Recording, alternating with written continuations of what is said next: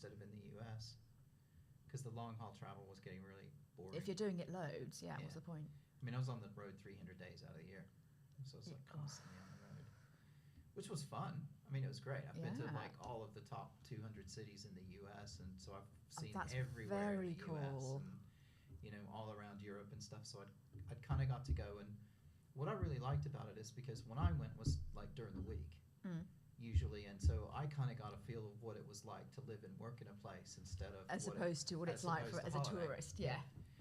Which was quite interesting for me anyway, and I quite like that. But I just thought, as an American, to have international work experience on your CV is unusual, and it would open it up for me to have much better, sort of more cushy type jobs. Yeah. And so I did that, and then I was over here for about a year, and then the company I worked for got purchased by another company, and then they decided to close the UK office, and I met some girl on a night bus and thought it might be a good idea to hang around and see what happened with that. So Was it a good idea? I don't know, the jury's still out. We just had our 20th wedding anniversary. Oh, okay, so something But I must don't be know. going right. I always just keep her in a little bit of suspense. Yeah, it might work out for us 20 years down the line. Exactly. You're right, Jess. Good, yeah. I can't believe you managed to do a yoga class ahead of this. Yeah, every Saturday morning I do. Working yoga, but it's lovely. It's nice. It is She's nice to interviewing start me it. to relax and get into get comfortable in the environment. Yeah, we've switched roles. She's so- half a bottle of Prosecco in. I'm joking. She's not. She will be. Half a glass. She will be.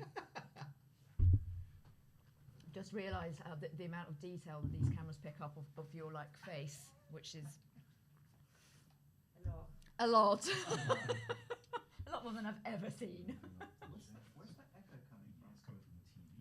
But I'm going to turn it off. Turn my phone off. Dave, can you keep your eye on the phone for like Alex? Yeah. Not yet, but like at 2. Yeah. Oh yeah. Okay. Thanks. All right. Hey. Hey, I'm just gonna get. do you want me to pour you one? Not for me. No, Thank you. you're okay. Yeah, thank you. Though you carry on. I will. Do you want it off the table when we're on? Yeah. Maybe. Yeah. Thank you.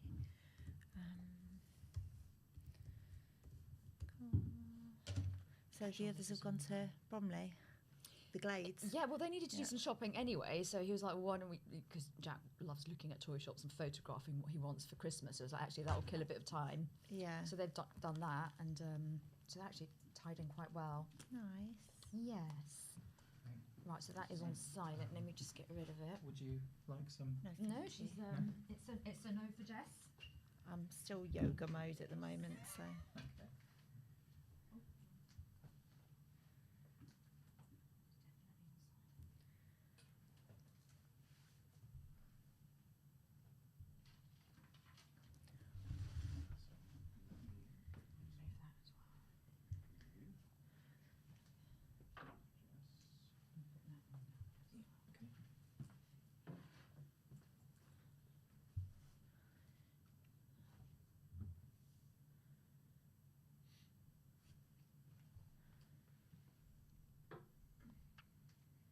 Oh, Fid, you don't have to put yours down there. You can carry on drinking. Are you sure during the show? Yeah, of You okay course. with that? Okay. But it's your choice. Okay.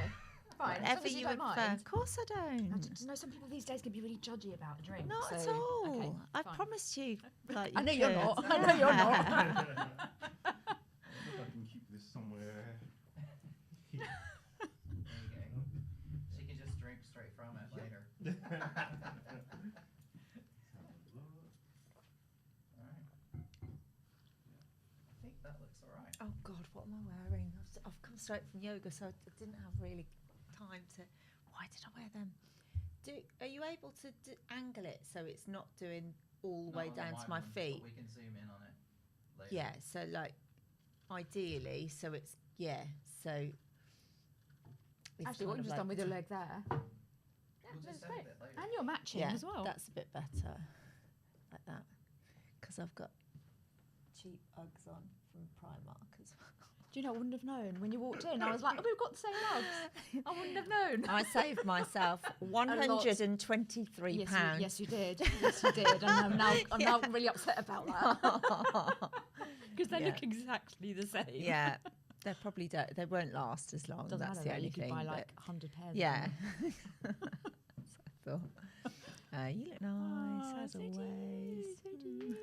And God, the fact that you've got up and done family yoga and now onto this, you're a machine. Oh, it was adults yoga though, so Even yeah, so, it wasn't family. It was it's not that adults. you came straight here. So Yeah, it's like, but I was dealing with somebody that was going through a lot at the moment, so I've just kind of soaked it all up. I do that a little bit, kind of soak it all up. You need to then release it as well.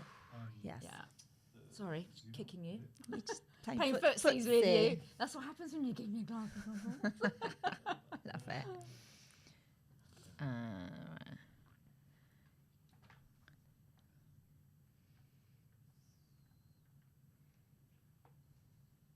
This studio is so nice. Nice, isn't it? I walked in, I was like, oh my God, I want to feel like a celebrity. Yeah. So nice. You're going to keep it there? Yes. Do you want?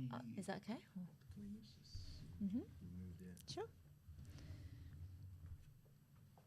The only thing that is with that is I'm going to look right over there. Is that okay? I suppose it is because I can look at it when Claire's talking. Yeah. Yeah. Yeah. Okay. Let's just make sure.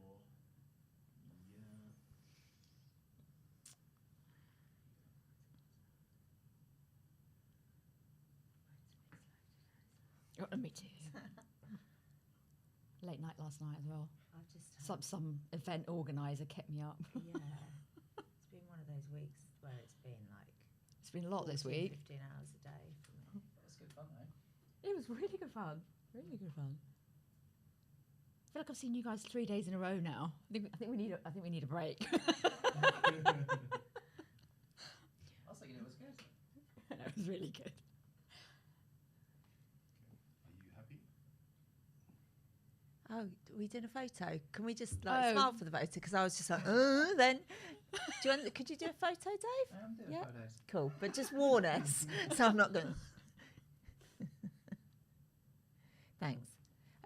And photos are better the other way around, like for Instagram. Like, what's it I'm called? not doing it for Portrait. Instagram. Would you mind doing one for Instagram for me? Thank you. Real style. Yeah. In which case, what are you doing them for? I'm doing them more for like web and whatever, and then you can put them in other things. Oh, I But see. the photographer in me resists doing Yeah. vertical because no. Yeah. For LinkedIn, you can do a vertical, can't you? David says no, but you're right The because. internal photographer in Yeah, David says but no. will that be for the thumbnail? Is that what you're thinking Yeah. of? Yeah. Yeah. Because actually, what we're doing, is I'm revamping the website. You said that yesterday. Very Yes, cool. and therefore, what's going to happen is the podcast episodes will be there for people to click on Amazing. rather than just having a link. And they'll. That's you'll- very yeah, cool. So it'll be really good, and that'll be quite soon, I think. Yes. Very exciting. Yeah. So I that'll love be a good. revamp of the website. Makes me very Yeah, happy. financially I don't. but- Financially, no, but when you get the end product, it's like, oh, it's so nice. Mm. All right. Sounds alright. Which camera am I looking into when I introduce This that one? Yeah. Okay. So a little bit of just last minute instruction. Yeah. is You'll want to have sort of closer in. Okay. So we can hear you. And clearly. from the yoga instructor, take a big deep breath in, pause, take a longer exhale and feel your shoulders drop down.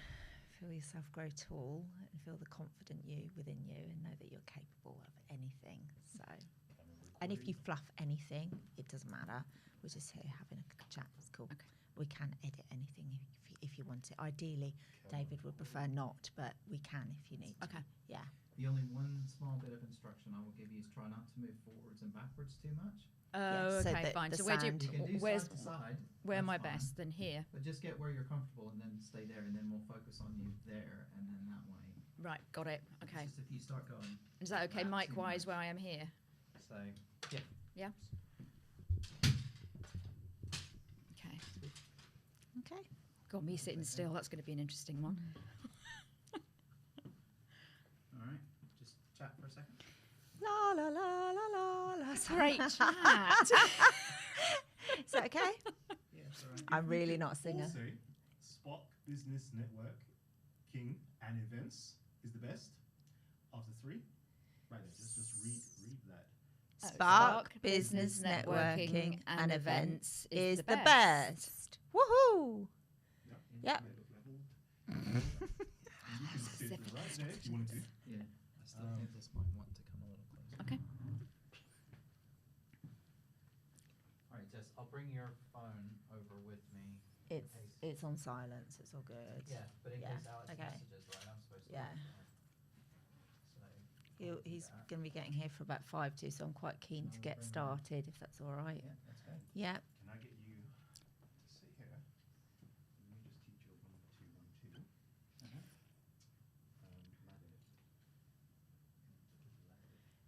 I'm going to sound like a total diva here, but when I get distracted really, really easily. Like last night, I found the guys that were talking in the back so distracting. That was a bit distracting. It was a yeah. bit rude as well, I thought. Someone's as well. talking. Yeah, it was constantly throughout, and I was but all I'm because I remember I had someone that was nervous once, and there so if I can just ask you just to chill on the conversation in the background. I know you can't hear it on the thing. Yeah. But all I'm saying is I get really distracted if someone's walking around or something. Yeah. So I don't mean to sound annoying. I But always stay outside Yeah. and monitor things. You feel more comfortable. yeah. What's the one for the main screen? 3. No, for the one that shows all the stuff on You can't scan. You can from here. That's fine. You can actually. So is it recording? Not yet. I haven't used the web thing, so I don't know. I think you Just start it over. It's fine. So we'll put it into multi-view for you right Yeah, now. perfect. Is that what you want it as? Yeah, and then just hit record and we're off. Cool. So, ATEM is recording. Roadcaster is recording. I'm going to close the door.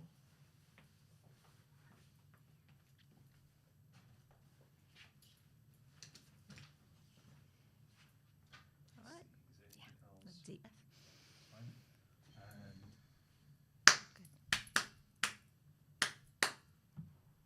we got all synced up perfectly. All right. See you later, gorgeous. See you. Bye. Thank you. I'll give you You a like worth that. 25 minutes. Pardon? Give you Oh, a it's worth- okay. I can see the clock. It's cool. Okay. Yeah, thank you. Welcome back to the Networking Spark. I'm so pleased to have you here.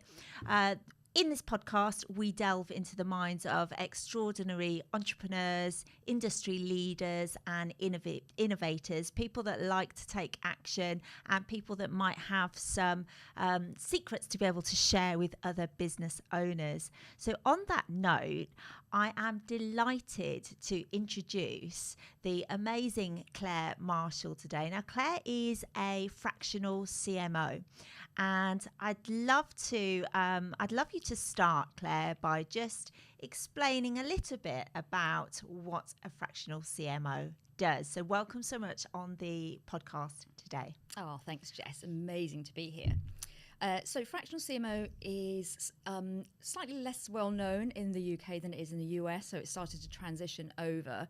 And what it is essentially is the role that a CMO would typically take. So it's looking really at the strategy and the leadership within an organization. So piecing everything together, I kind of call it joining up the dots of all of the different marketing pieces to make sure that everything is in sync, everything lines up, and the leadership within that as well.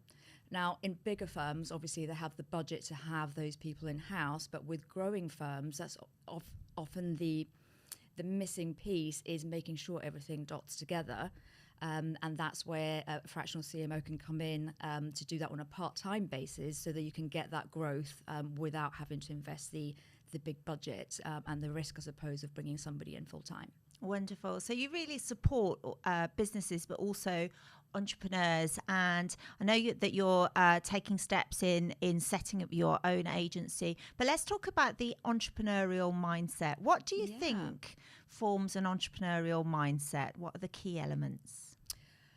There's so much to it, and I think so many people have opinions on that, and I think it can be so individual depending on your own journey, your own beliefs, your upbringing, because the mindset comes from so many different places. I think there's some key fundamentals in the experience that I've had and many of the entrepreneurs that I've worked with. And one of them is that resilience and that knowledge that perhaps what you're doing might be a bit different to what everybody else is doing. So I've certainly found in my journey that, and not just in my entrepreneurial journey, but actually in life, that I've often felt different to others, that others perhaps had what I call kind of the template life, that everything seems to be lined up. You know, you go to school, you take your exams, you go to uni, you meet someone, you get the mortgage, everything is kind of like dotted. And I find that with a lot of entrepreneurs, that life is completely different. Your brain works completely differently, and really it's fundamental to accept and embrace that, and embrace the fact that you may not see the results until you look back. So I think it's Steve Jobs that's famously known for saying you need to join up the dots looking backwards, not forward. And sometimes you need to just have that bravery and that, face the fears really to keep going regardless of that. So I think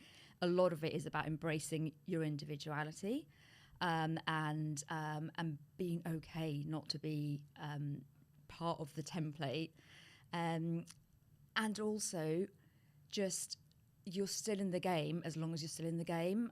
You're not failing as long as I think and there's nothing wrong with sometimes thinking actually perhaps going back to employment is what's needed. But as long as you're still doing something to strive that entrepreneurial journey, you are still in the game and you're still winning. And I think that for me is huge. And just embracing those highs and lows, because as long as it's going sort of upwards, then you're still winning, you're still making an impact, which I know is what entrepreneurs ultimately want to do. Yeah, so something we do quite regularly at Spark, in fact weekly, is celebrate our wins. It's something I jump onto the group and say, what are your wins? And some people when they join find that easy, and some people find it a little bit difficult because they're not used to it. But coming from a yoga background, I believe in gratitude and really celebrating the small wins as well as the big ones. So how important do you think that is for a business owner or an entrepreneur or even someone running a huge company to stop and celebrate those wins? Certainly some people in real high-powered jobs, I find, they find that quite difficult because they're always looking for the next thing. So what are your thoughts? So I've got a couple of thoughts on that. The first one is that it's really important to identify what a win is, and it can be really easy to compare yourself to the wins of others. And I think depending on the upbringing or perhaps if you have been in the corporate space, sometimes the wins need to be very tangible for you to want to celebrate them. So I've launched a website, or I got a whole bunch of new followers. But actually sometimes the wins can be, I got through this week and I managed to balance getting what I needed to get done for my clients and keeping my kids alive. That's a win. That's literally a win. So I think it's really thinking beyond what is always tangible, and actually the wins are always there. Because if you're still in the game, like I said before, you are winning. So I think that's fundamental. There was a second part to your question, wasn't there? Not really. It was just about celebrating the wins. Like, how important do you think it is to do that on a regular basis? Some people find it quite difficult. Do you encourage business owners to be doing that no matter where they are? Yeah, absolutely. And the wins, from a marketing perspective, those wins will obviously be the measurable results. So I will always work with clients and think, okay, where do we want to get to, and how are we going to measure that? And that sometimes is measurable in a very numeric way. Sometimes it's measurable in terms of a business owner. And sometimes the best results that I get is when somebody in fact, very recently, I had a client that gave me that I worked with earlier this year, and she reached out to me and said, my working hours have reduced by half based on some of the automations and systems we put into place. That for me is a huge win for somebody to have that time freedom. So I think it's so important to celebrate that, and so yeah, looking at those kind of tangible things that you can measure things are important, but I think it's so important to think about the things that are more measurable in terms of the experience that you want, and the life that you want, not just what you can kind of see tangibly on paper. 100%. One issue I come across a lot with business owners, particularly new business owners, is imposter syndrome. Do you have any advice for anybody that's going through or experiencing imposter syndrome? So it's one that I know well personally, and one that I know well from many clients that I've worked with, and typically people will think it's a startup thing, but actually it can happen at any stage, because I've worked with business owners across many stages. I actually come from a background of clinical hypnotherapy, so I absolutely adore anything to do with the subconscious mind and how that works.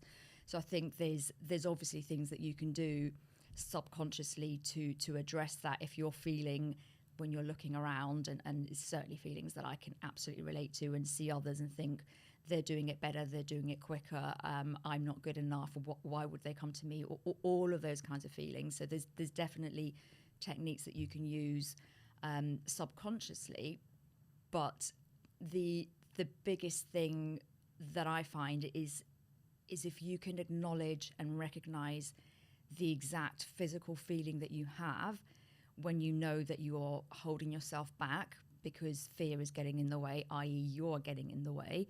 And we all know why we're doing it. It's a safety thing, it's a survival thing, it's a tribal thing, but ultimately the wins are always going to come off the back of pushing yourself beyond that point of comfort. And that's not to say that every single day you want to be, in a state of anxiety. I think sometimes, you push, and then maybe a bit of comfort. But actually, where I have found, certainly personally, and with clients that I've worked with, that the big wins come, it's always off the back of facing that imposter syndrome, of recognizing it, of being like, I know that feeling, I'm going to acknowledge it, accept it, and I'm going to take the action anyway.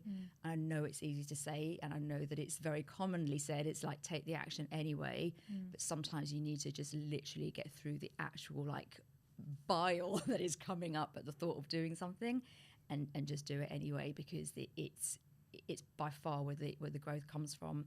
It's where confidence comes from, and it grows from there. So confidence cannot come from reading a book. It cannot come from sitting in, journaling's great and all of that, but you need to push those boundaries. And there's an element of risk taking that I think 100%. Is really important for anyone that is in business and wanting to be successful. So what do you do you advise, where do you go with risk? Because you can, sometimes you can take big risks and you might lose at that, and you can see it as a lesson, right? But you've got to take measured risks, I think. So what's your advice on risk taking for business owners? I think anybody who is on the entrepreneurial space is by definition, to an extent, a risk taker, because there is risk in it. I think you can manage that risk. I think you can think about having ultimately multiple streams of income, not being reliant on one client, having single point dependencies, perhaps thinking through investments and discussing with somebody else. I've learned from my own personal experience. I have taken enormous amounts of different investments. I don't actually regret any single one of them, even though if I look at all of them, if I went back, there are some that I perhaps wouldn't do again. But from every single risk that I've taken, investment that I've taken, I've either taken a life lesson or learned a new skill or met a new individual that's helped me grow or helped my business grow. So I personally live in the mindset of not regretting things. That said, one has to kind of, I suppose, manage the business in a way that that keeps it afloat. So it is trying to keep level-headed. Personally, I do take quite a lot of risks, and on the whole, they've paid off. And obviously, it's really thinking about what that risk is going to be, and maybe it's an investment, maybe it's a partnership, whatever it may be. It's just thinking, what is the outcome that I want, and just doing perhaps an assessment and getting another head on it with somebody who might have perhaps a different appetite for risk, so that you can get a balance in terms of, is that going to get me to the next step that I want to take, Getting to the next level. Absolutely. I'm just going to stop for a minute. Yeah. And I just want to put, do you have a phone? Or, I do. Yeah, or, yeah, I just want to, like, you just need, like, Oh, have I got the makeup? It's just coming up a bit, and I know if I don't tell you, you might, like, just get annoyed. Thank you. Yeah, no worries. That's the kind of detail that most people wouldn't pick up on. Yeah, and I'm always grateful if someone tells me so it's just the left side. I can't do right and this one. Yeah. Yeah. I literally can't do right and left. Your actual left one. My actual left one. Honestly, well, you should have seen me trying to take driving lessons. Oh gosh, it's really bad. It's just. How long has it been like that? I've only just noticed it. I haven't noticed it myself, so I won't worry about it. But it's just started to lift off.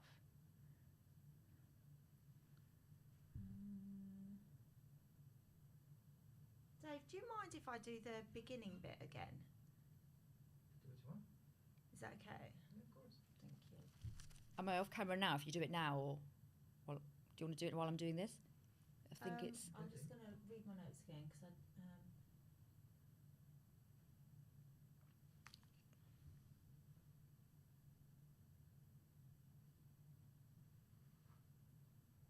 Also, just so you know, I've told Alex to message me.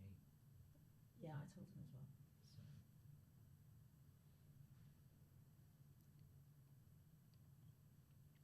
It doesn't. I might have to just take them off because it's not. Who's the big person that you worked for? Marissa Peer. Thank you. That's what I wanted to mention. Right, I'm just going to take them off because it's not playing ball. There we go. All right. Just yeah. That's now going to be really. We can totally start again if you want to. I can hold Alex up a bit. What would you prefer to do? Do you want to start again? Like, I want to do my intro anyway. Would that be okay? Because it's Yeah. a little weird now if halfway through my eyelashes have gone to half. If you like, yeah. It can look a bit Yeah. weird. Yeah. And if you we're up doing to similar that? questions, then I'd kind of, you Yeah. okay with that? Okay, cool. And I'll try and just summarise right. it a bit more anyway. Okay, so here we go. Welcome to the Networking Spark podcast. This is a podcast for entrepreneurs, business owners, and anyone that really wants to learn from some of these brilliant guests that I have on, from industry leaders to business owners to people that really help other business owners thrive. This podcast is a chance to really dive deep into their lives and to draw some advice for you guys. So today I'm really, really excited to have Claire on the podcast today. I've fucked that up, sorry. Claire, I forgot your surname for a second. Okay. Claire's okay, isn't it? We could just go Claire.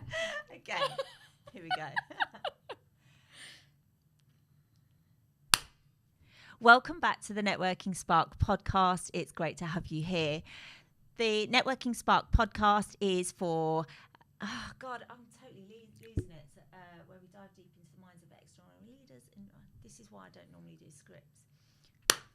Welcome back to the Networking Spark podcast, where we dive deep into the minds of extraordinary leaders, entrepreneurs, and move takers. Oh, fuck. Hold on. Calm Calm down. Okay, Calm big down. breath. I'm so tired, Dave. That's Look, what it is. big Extraordinary breath. leaders, Now, the other entrepreneurs, and thing, innovators. Okay, I'm going to go. No. But Welcome back to the Networking Spark podcast, where we dive deep into the minds of industry leaders, innovators, move makers, and I am really excited to be interviewing today Claire Marshall, who is a fractional Chief Marketing Officer. Claire really helps business owners thrive and hit the goals that they want to get to. She's a big expert in her field and has started her own agency. So today I'm going to try and get some little tips and tricks out of her today again. So without further ado, welcoming Claire. Thank you so much for being here, Claire. May I ask you, what do you believe creates an entrepreneurial mindset?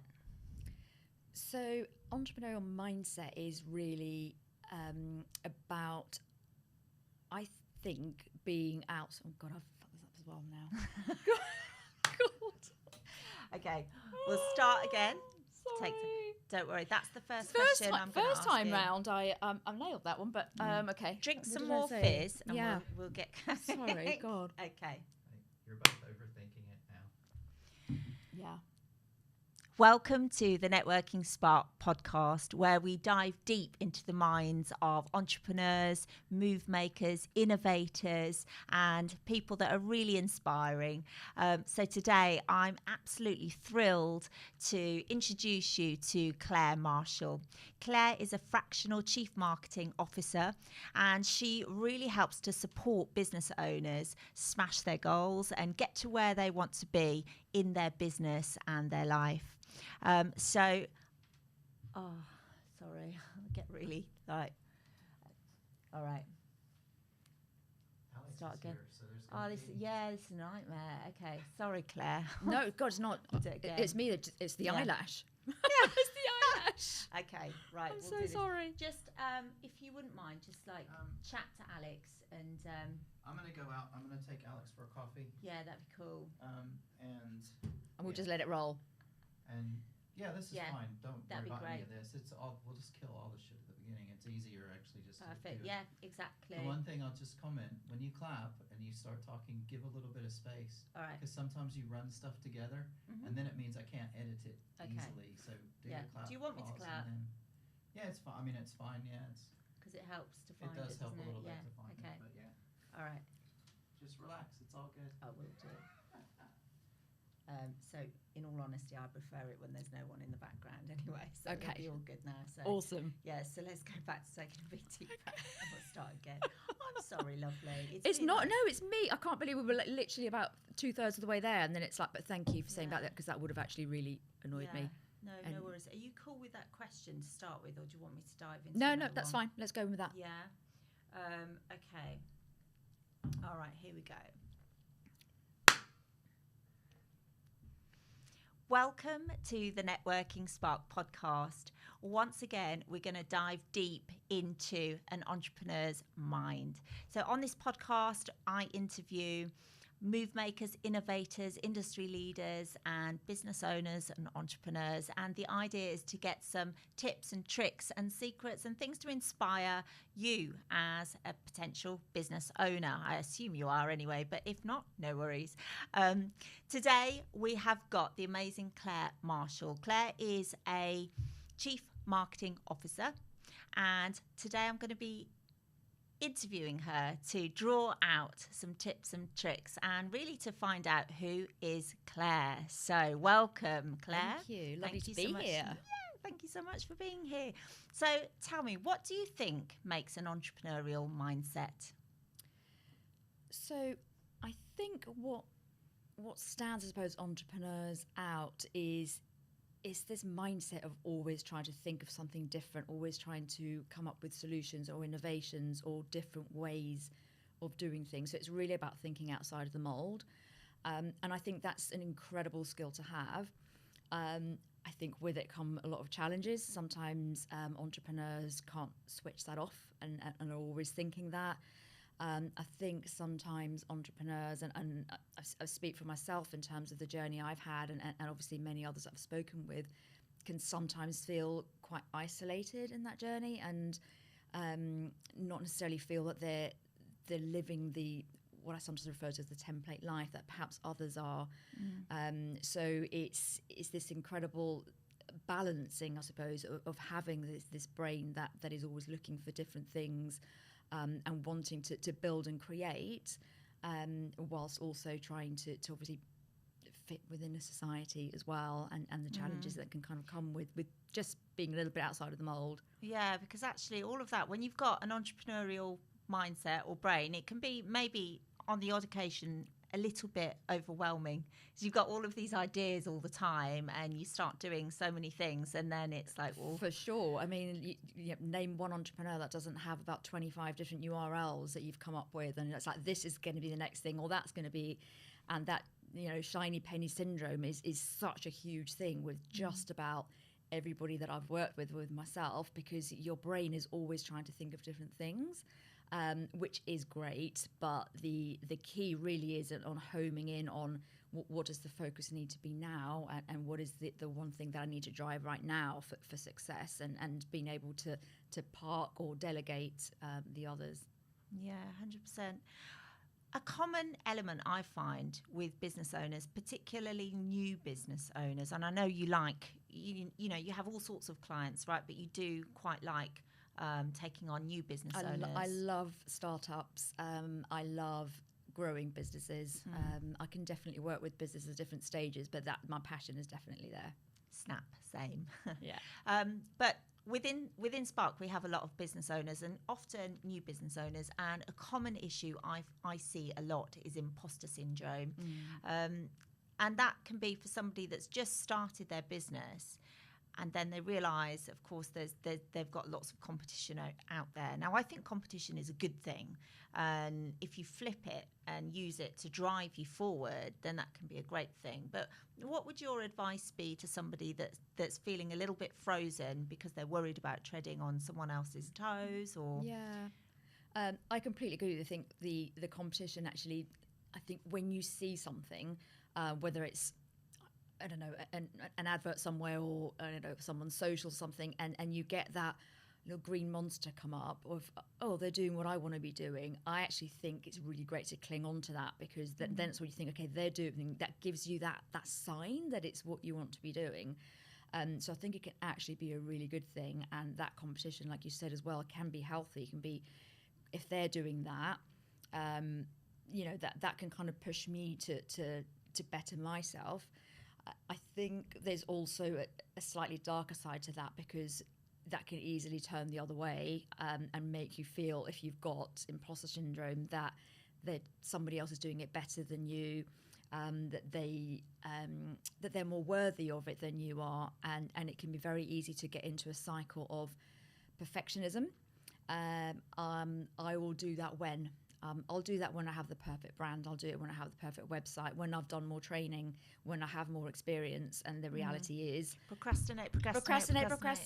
And I've seen it and I can speak from personal experience as well. I have fallen into that trap, and I sometimes do see myself falling into that trap. The difference is I can recognize it now when I'm getting into that, and pull myself out of it. And it's really fundamental to have people around you that can also recognise that and help pull you out of it, because it's not one of these things that you can just fix overnight. You fix it with repeated action and with the right people around you. Yeah, and the more you do it, then the more comfortable you get, and the more confident you become, right? Absolutely. Yeah. We've all been there, when you just suddenly start seeing other people, doing things, and you're like, oh, I actually could have done that.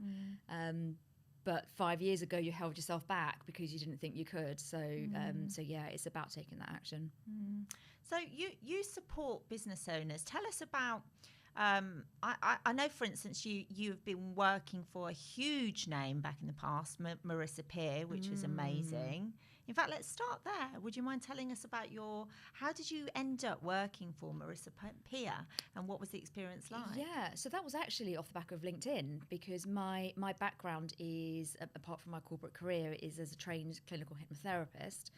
And I then, through my experience of setting myself up in hypnotherapy, went straight into all of the weeds of everything to do with digital marketing and running online businesses. So the two coupled together obviously came up on some kind of algorithm, and the team at Marissa Peer found me, and I joined the team to essentially help them to build a program so that her RTT therapists that were coming up with an incredible skill set would be able to launch themselves as business owners and actually make that impact and get out there and market themselves, because that was a missing link, which is often actually a missing link with new qualifications, is like what happens next. So that was such an incredible experience, and not only to work with such a vast and wide team of expert marketers and therapists and hypnotherapists, and obviously Marissa and John themselves, but actually to be in charge of a team that built this program, launched the program, and then actually helped the therapists with the day in, day out challenges. Going back to our conversation, much of them being, in fact, I would probably say 80 or 90% of them actually being mindset challenges versus the actual sort of marketing that they needed. So that was an incredible experience to be able to support that community. And that would have been working within a huge company. I mean, Marissa Peer is kind of known worldwide, right? So how do you take that experience and then bring it into solving challenges for small business owners? Tell us a little bit about some of the wins that you've had with small business owners. I suppose how it relates is because although I was working within a large company and a large team, I was supporting also the end users, which were the therapists themselves. And because it's just, like we said at the beginning of this call, something I'm so passionate about, that I feel that there's so many people that are unhappy in their lives, that see their day-to-day as the most miserable part of their lives. And let's be honest, our jobs take such a big part of our daily and weekly lives that it makes me so sad to see so many people think that there aren't other options available, and that there aren't ways that can change. And it's inspiring to have seen so many people within that community to actually start embracing those changes and start leaving their day jobs to be able to do what they wanted to do and make that impact. So it's something that I was really, apart from the entrepreneur in me, was ready to obviously move on to something else. It's something that I then wanted to go and do to sort of help growing businesses and make the impact that way. So then what I started doing, and many of the clients that I work with are in those growth stages, and many of them are within the personal development space as well, although I do work with a range of other clients as well. But what I've taken from it is being able to balance understanding where a business owner is at, understanding where they want to get to, and seeing all of the assets that they have from a marketing perspective, and just piecing it all together and creating a plan for them that is simple, that is clear, that is measurable, and then pulling all of the people in that need to be on board to make that happen. And when I see that machine start to get built and start to get tidied up and everything working together, it's just such an incredible feeling, and the results can be just so dramatic in a reasonably short space of time, that it's it's really inspiring to be able to do that. Fantastic. What are the biggest or the most common issues and problems that you see within businesses when you go into a business? What do you find people really struggle with, and what can you go in and help them with? So there's a dual answer to that, because with everything, there's the actual marketing, and then there's the business owner mindset, which the business owner mindset problems might not be the same at every stage of their journey, but they are there. So with more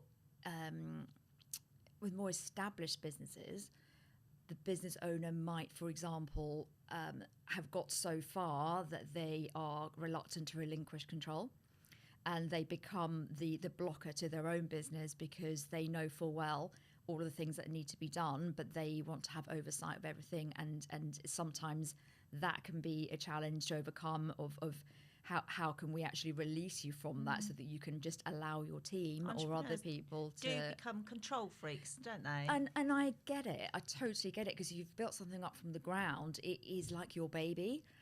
So to suddenly hand that over to somebody is really difficult, and it takes a lot of trust, and I don't expect anybody to hand it over. So it's really about working with managing it in a way that is comfortable, and that is more of a transition as opposed to an overnight handover. But where that has, and there's been numerous business owners where I have actually been able to get them to shift that mindset, the results can be quite dramatic.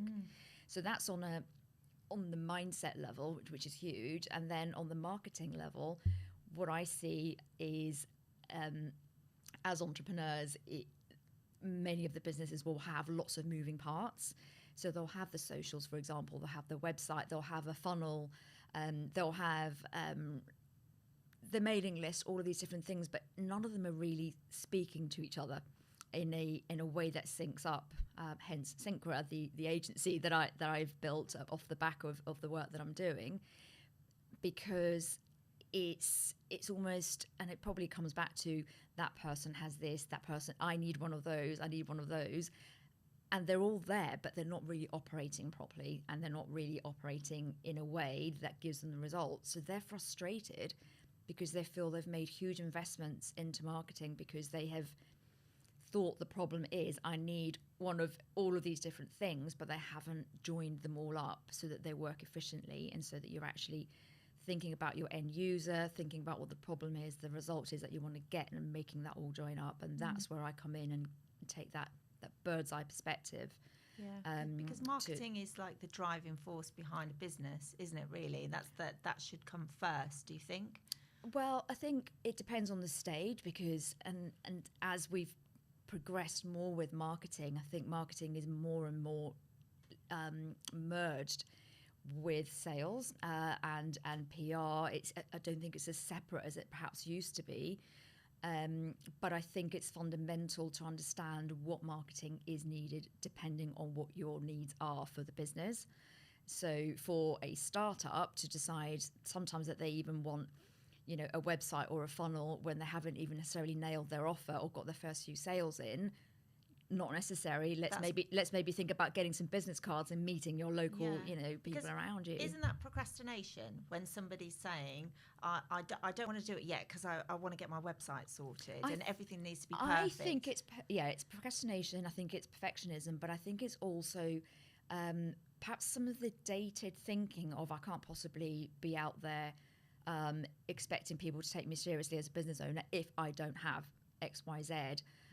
So some of it is about wanting to hide behind this perfect brand, and oh my goodness, I have absolutely done this. And then the first business that I ran when I started my hypnotherapy, which was helping kind of pregnancies and hypnobirthing, all of that, I absolutely did all of that. I invested a lot into the brand. I had the most incredible brand and website. I started looking at funnels, and then it just came to me that I was like, I haven't nailed the offer. This is all backwards. So the first thing that I will do with the business is really establish the stage they're at, establish what their medium-term goals are, and then what that can look like sort of in terms of, okay, what do you actually want to achieve in 12 months? And then what are the systems you actually need? What is the marketing you actually need, and how do we tie that into the results that you want? So I really, really make sure that it's tied into the results that ultimately for most businesses will be sales. Although in many cases, what business owners are looking for is also to remove themselves from that dependency in the business as well. Yeah, 100%. Yeah. What about time management, Claire? That's quite a big topic, and it's another one that I hear a lot of. How to be productive, and when you've got a to-do list that is just endless, obviously you've got to prioritize. But what do you think about someone, particularly for entrepreneurs? They've just got so much to do, and they're finding that they're working all of the time. Do you believe in the 4-day week, for instance? I do believe in the 4-day week. I think as long as whether you're an entrepreneur and you're thinking of yourself, or whether you're thinking about your team, I think results are the important thing, and outcomes, and working on an outcomes basis rather than an hours basis. I think you can have a team that works with you 40 hours a week, and you don't know how many of those hours are actually going to be productive unless you're very, very clear in terms of what are we looking at. So I absolutely love having quarterly goals, because they feel a bit more achievable because they're slightly shorter term, and then breaking those down into sprints, because that enables you to understand exactly what it is that you want to achieve. And if you know what you want to achieve and in what time space you want to achieve it, then you can think about the actions that are needed. And I think that can avoid time wasting and procrastination as well. Definitely. Yeah, and stay focused, right? Because focus is Absolutely, important. absolutely. And sharing those wins, you know, as you start to tick off those things, you know, we as humans, we love being able to check things off. Sometimes if I have a to-do list, I will put things on them that I've already done, just so that I can put them on and then tick them off, because it makes me feel really good. I was like, yeah, I already did all of those 3 things, but they're going on the list anyway, because it gives us that boost. So actually just having a method for checking things off and celebrating when you've actually done things is helpful. Now, talk to me about shiny penny syndrome. Oh, yes. What is shiny penny syndrome for a starter? It's, it is seeing everything around you and thinking, yep, that's for me. And in the day, I mean, where we're at now, where it's just so easy to open your phone and scroll, you probably need to scroll for 5 seconds and you've already seen probably 12 different people giving you the winning strategy that is going to literally, you know, change your life. So it's very, very easy to get caught up into that. And there are some really compelling things. And the reality is that probably all of them are right. And if you take one of them and apply them and just focus on them, they probably are the winning silver bullet, although I'm not necessarily sure I believe depends, in but one silver bullet. We are smothered with them. If you're looking at social media, there's too much. There's too right? many. And the problem is adopting all of them. And as entrepreneurs, because we want to be innovative and we want to be doing the next best thing and the next new thing, it's really easy to get caught up and bought up into all of these things and then have this graveyard of unfinished projects or unused URLs, as I've said before, that just don't really go anywhere. So it's...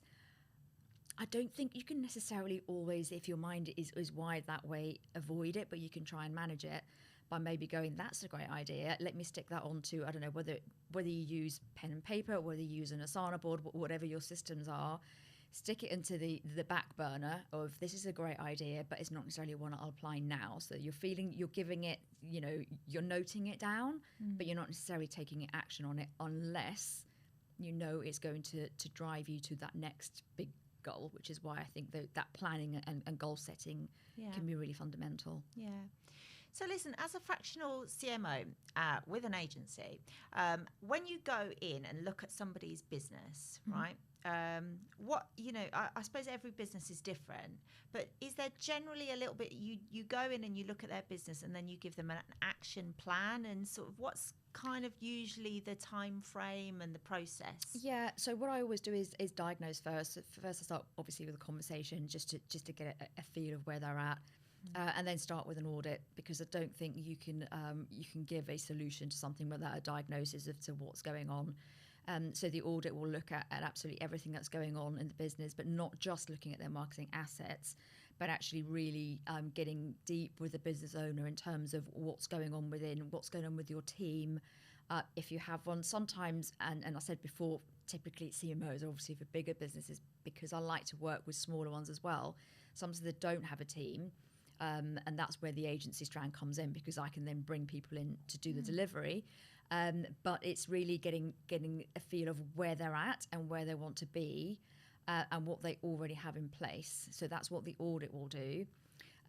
As part of that, I typically will do an in-depth candidate journey. So looking at sort of, you know, top to bottom funnel, where everything's at. And very importantly, looking at their offers. So especially if I'm working with entrepreneurs that perhaps have programs or want to start leveraging their time better by developing programs, it's really thinking about, okay, what does that look like? And let's piece it all together and get that bird's eye.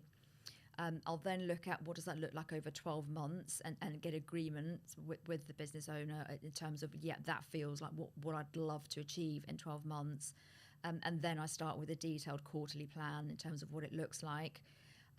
Obviously, budgets vary. So according to the budget of the business owner, they might be able to get loads done in that quarter, or we might be able to just say, okay, we need to prioritise on less.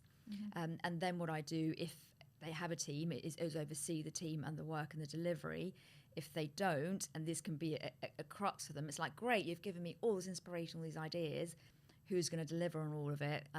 Then that's why I've started to bring in all of my my little black book of freelancers and small business owners to bring in to basically marry them up so that I can get people that are doing the delivery as well. And whilst I oversee that, so that I can make sure that that business owner is freeing up their time to spend on what they need to be spending their time on.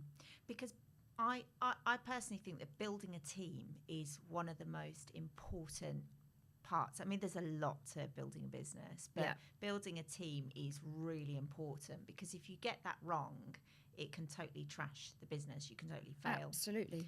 So stepping in and helping business owners find and make sure that, or if they have a team, make sure it's all working correctly. There's a certain amount of time you need to really invest in your team members, I think, to get everything running smoothly, so that what you were talking about earlier, the business owner is able to step back from the business and they've got this amazing team that runs it for them. Absolutely, and particularly with so many business owners wanting to eventually look for an exit, if they don't have that team and they have that owner dependency, that's going to devalue their business quite significantly. So having the ability to step back, to be able to go on holiday or take time off or do the business development or whatever it is they're doing, knowing that everything is functioning, is so fundamental.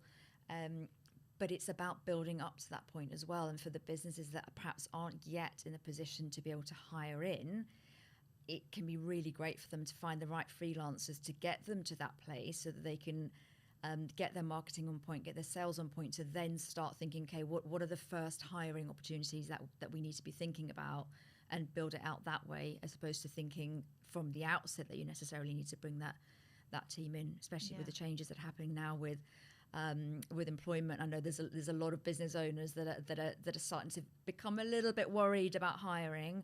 I still think that having your own team is such a fundamental part of a business. But if you want to de-risk it initially, a great way to do that is by using kind of a model with freelancers, for sure. But thanks, government, for that. It's like, encourage people to take on, to employ people, and then hit them with stuff that's going to make it really difficult. It's making, especially for people that I guess that are new to it and don't understand much about employment, it's quite a risk to take. So I can see that's going to probably create a few challenges. Make things difficult. I mean, as if navigating the way is not difficult enough. But hey hum, let's go on to something more positive. Let's move away from politics. Networking. Let's talk about networking. Do you ever advise your business owners to go out and network? And if so, why? What are the benefits? Absolutely. I mean, networking, I think networking, if you hear it as an isolated word, can have this real corporate feel to it, that can feel really scary and really, I don't know, like you have to go into a room and sell yourself, and I think for many people that can be really daunting. I think to really think about networking differently can be really helpful, and it's by far just one of the best ways of growing a business. So networking can be about just thinking, okay, who are the people that I need to have conversations with that can help me to collaborate to build my business with, or the people that I need to surround myself with so that I'm surrounded by the people that are going to help me grow, because I think that's so fundamental. If you're in the wrong group of people, it can really disable that journey. And equally, they can obviously help you build your business as well. And I think by just thinking of networking as having conversations with people that will support you, that will drag you out of the weeds, and you can do the same for them when you need to, that can celebrate you when you have your wins, and that they're not necessarily going to be your client. They might be, but you don't know who they might know or who they might know. And that's the great thing about networks is that word gets out, and it's so fundamental, I think, for keeping your business owner mindset where it needs to be, but also for obviously the growth of your business as well, and for potentially finding people to collaborate with. Big time. I think it's so important. I who agree. You surround yourself with, people that inspire you, people that you, I think it's important to have certain people that are slightly higher level than you, and will give you some tips and advice and really help you get to where you want to be.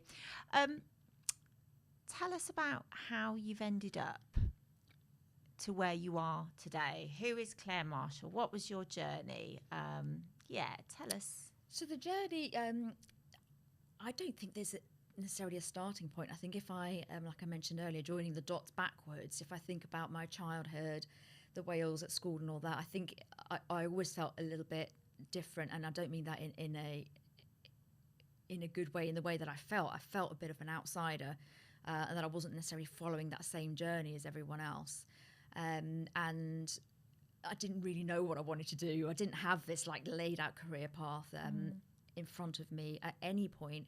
I kind of followed the journey. I went to university, worked in initially graduate recruitment, and then kind of became more kind of within the leadership side of that, doing a lot of program development, management, etc. And then there was a point at which actually my niece was diagnosed with diabetes, and I had a terrible phobia of blood and of needles and anything like that. I had to leave the room. Every time this brave little 6-year-old was doing her sugars, I had to leave the room, and I thought I need to get this dealt with. So I went and had some hypnotherapy, and the results of that, I always loved and had an intrigue in the mind and how it all works. But that for me cemented it, and I was like, if I can suddenly do this test on myself and no longer faint or be sick, just off the back of this session, imagine what else my mind is holding me back from, or imagine what else it can be capable of. It's empowering. Isn't it? It was just such a transformational experience for me that I then trained up over many years after that in clinical hypnotherapy, and the journey of how that molded into marketing. There was marketing involved in my previous role anyway. Was in wanting to set up a business for myself when my son was born, because like many mothers, I just wanted to be able to have as much time with him, to have that time freedom, to not be having, because it's obviously pre-COVID, to having to be in the office and commute and all of those things. So what I was doing was really investing into upskilling in how to set up online businesses, everything to do with online marketing, and really got myself immersed in some incredible strategies that are happening online, and it changes and evolves so quickly. And I slowly found myself helping business owners more with the marketing side of things, rather than the hypnotherapy itself. So that's how the transition happened. But what stayed with me from that is the mindset and the subconscious, and the being able to, even though I won't necessarily go to my clients and say, let's go into hypnosis to deal with this, although maybe I will, I could do, but I'm still able to identify through their behaviours where I can see blockers and find the right conversations to have with them to help them with their marketing. Yeah. I think it's a really nice mix, Claire, and it makes you stand out and become a bit more niche, that you really understand how the mind works. You can really help business owners take the reins of their brains, I suppose, because running a business can be stressful, let's be honest. So having this nurturing, great person called Claire, helping them to guide them to where they need to be, and to be the person that they need to be to achieve their goals. So I think that's a huge win. I hope so, and I do see it in some of the results that I see with my clients, and like I mentioned before, when I love seeing the tangible results. Of course, when I see a ROAS that's just blown up, or somebody's engagement go up, or the sales funnel start to bring loads of sales in, or all of those results, they're incredible. But for me, the really powerful ones are the ones where I see somebody say, "This has in some way actually changed my life," and I don't mean like their entire life, but for somebody to say, I've reduced my working hours by half, that's big. For somebody to say, I can go on holiday and not be anxious because I know the team have got it, that's great. And that to me means that you're making an impact beyond their business, but actually helping that business owner to get what I think most of us go in it for, which is to make an impact, to get results, and to have freedom in our lives. Yeah, fantastic. Before we go, have you got a few top tips you could give to the listeners today in running business, in controlling their mindset? What are your top tips to be winning in life? suppose it depends a little bit on in the stage that they're at, but to try and think broadly, it really, I think we've sort of covered them. As opposed to summarise them, the first one is just to know where you're at and to focus on the lane that you're in, and it can be very easy to look at others and where they're at and what they're doing, how long they've been doing it, how old they are, all of those things, and that can really draw you back. So keep the blinkers on, look at the things you need to look at that inspire you and that challenge you and that motivate you, but keep the blinkers on and stay focused. To celebrate those wins we talked about, and like I said, not just the tangible ones but the intangible ones, because as far as I'm concerned, as long as you are still getting up and doing something for your business, no matter how much you think you're failing, if you're getting up and still doing it, you're still in the game. And the only time that you have failed is when you've quit. So as long as you're still in the game, you're still going. You're winning. And finally, and the reason why I love Spark so much is surround yourself with the right people. And I think that's probably the most fundamental one. And that might not be your team. And I think it's a mixture of people that are a few steps ahead of you to inspire you. The ones that are a few steps behind you that you can inspire, because I think that is so motivating when you can just speak to somebody, say, God, I think I might have said something to them that was of value. Yeah, and then they can potentially become your clients Absolutely. as well. And then the ones that are in the same place as you, because they're the ones you can have the rants at, because they get the exact problems that you're going with. And sometimes you need to have that vent with somebody that absolutely gets it.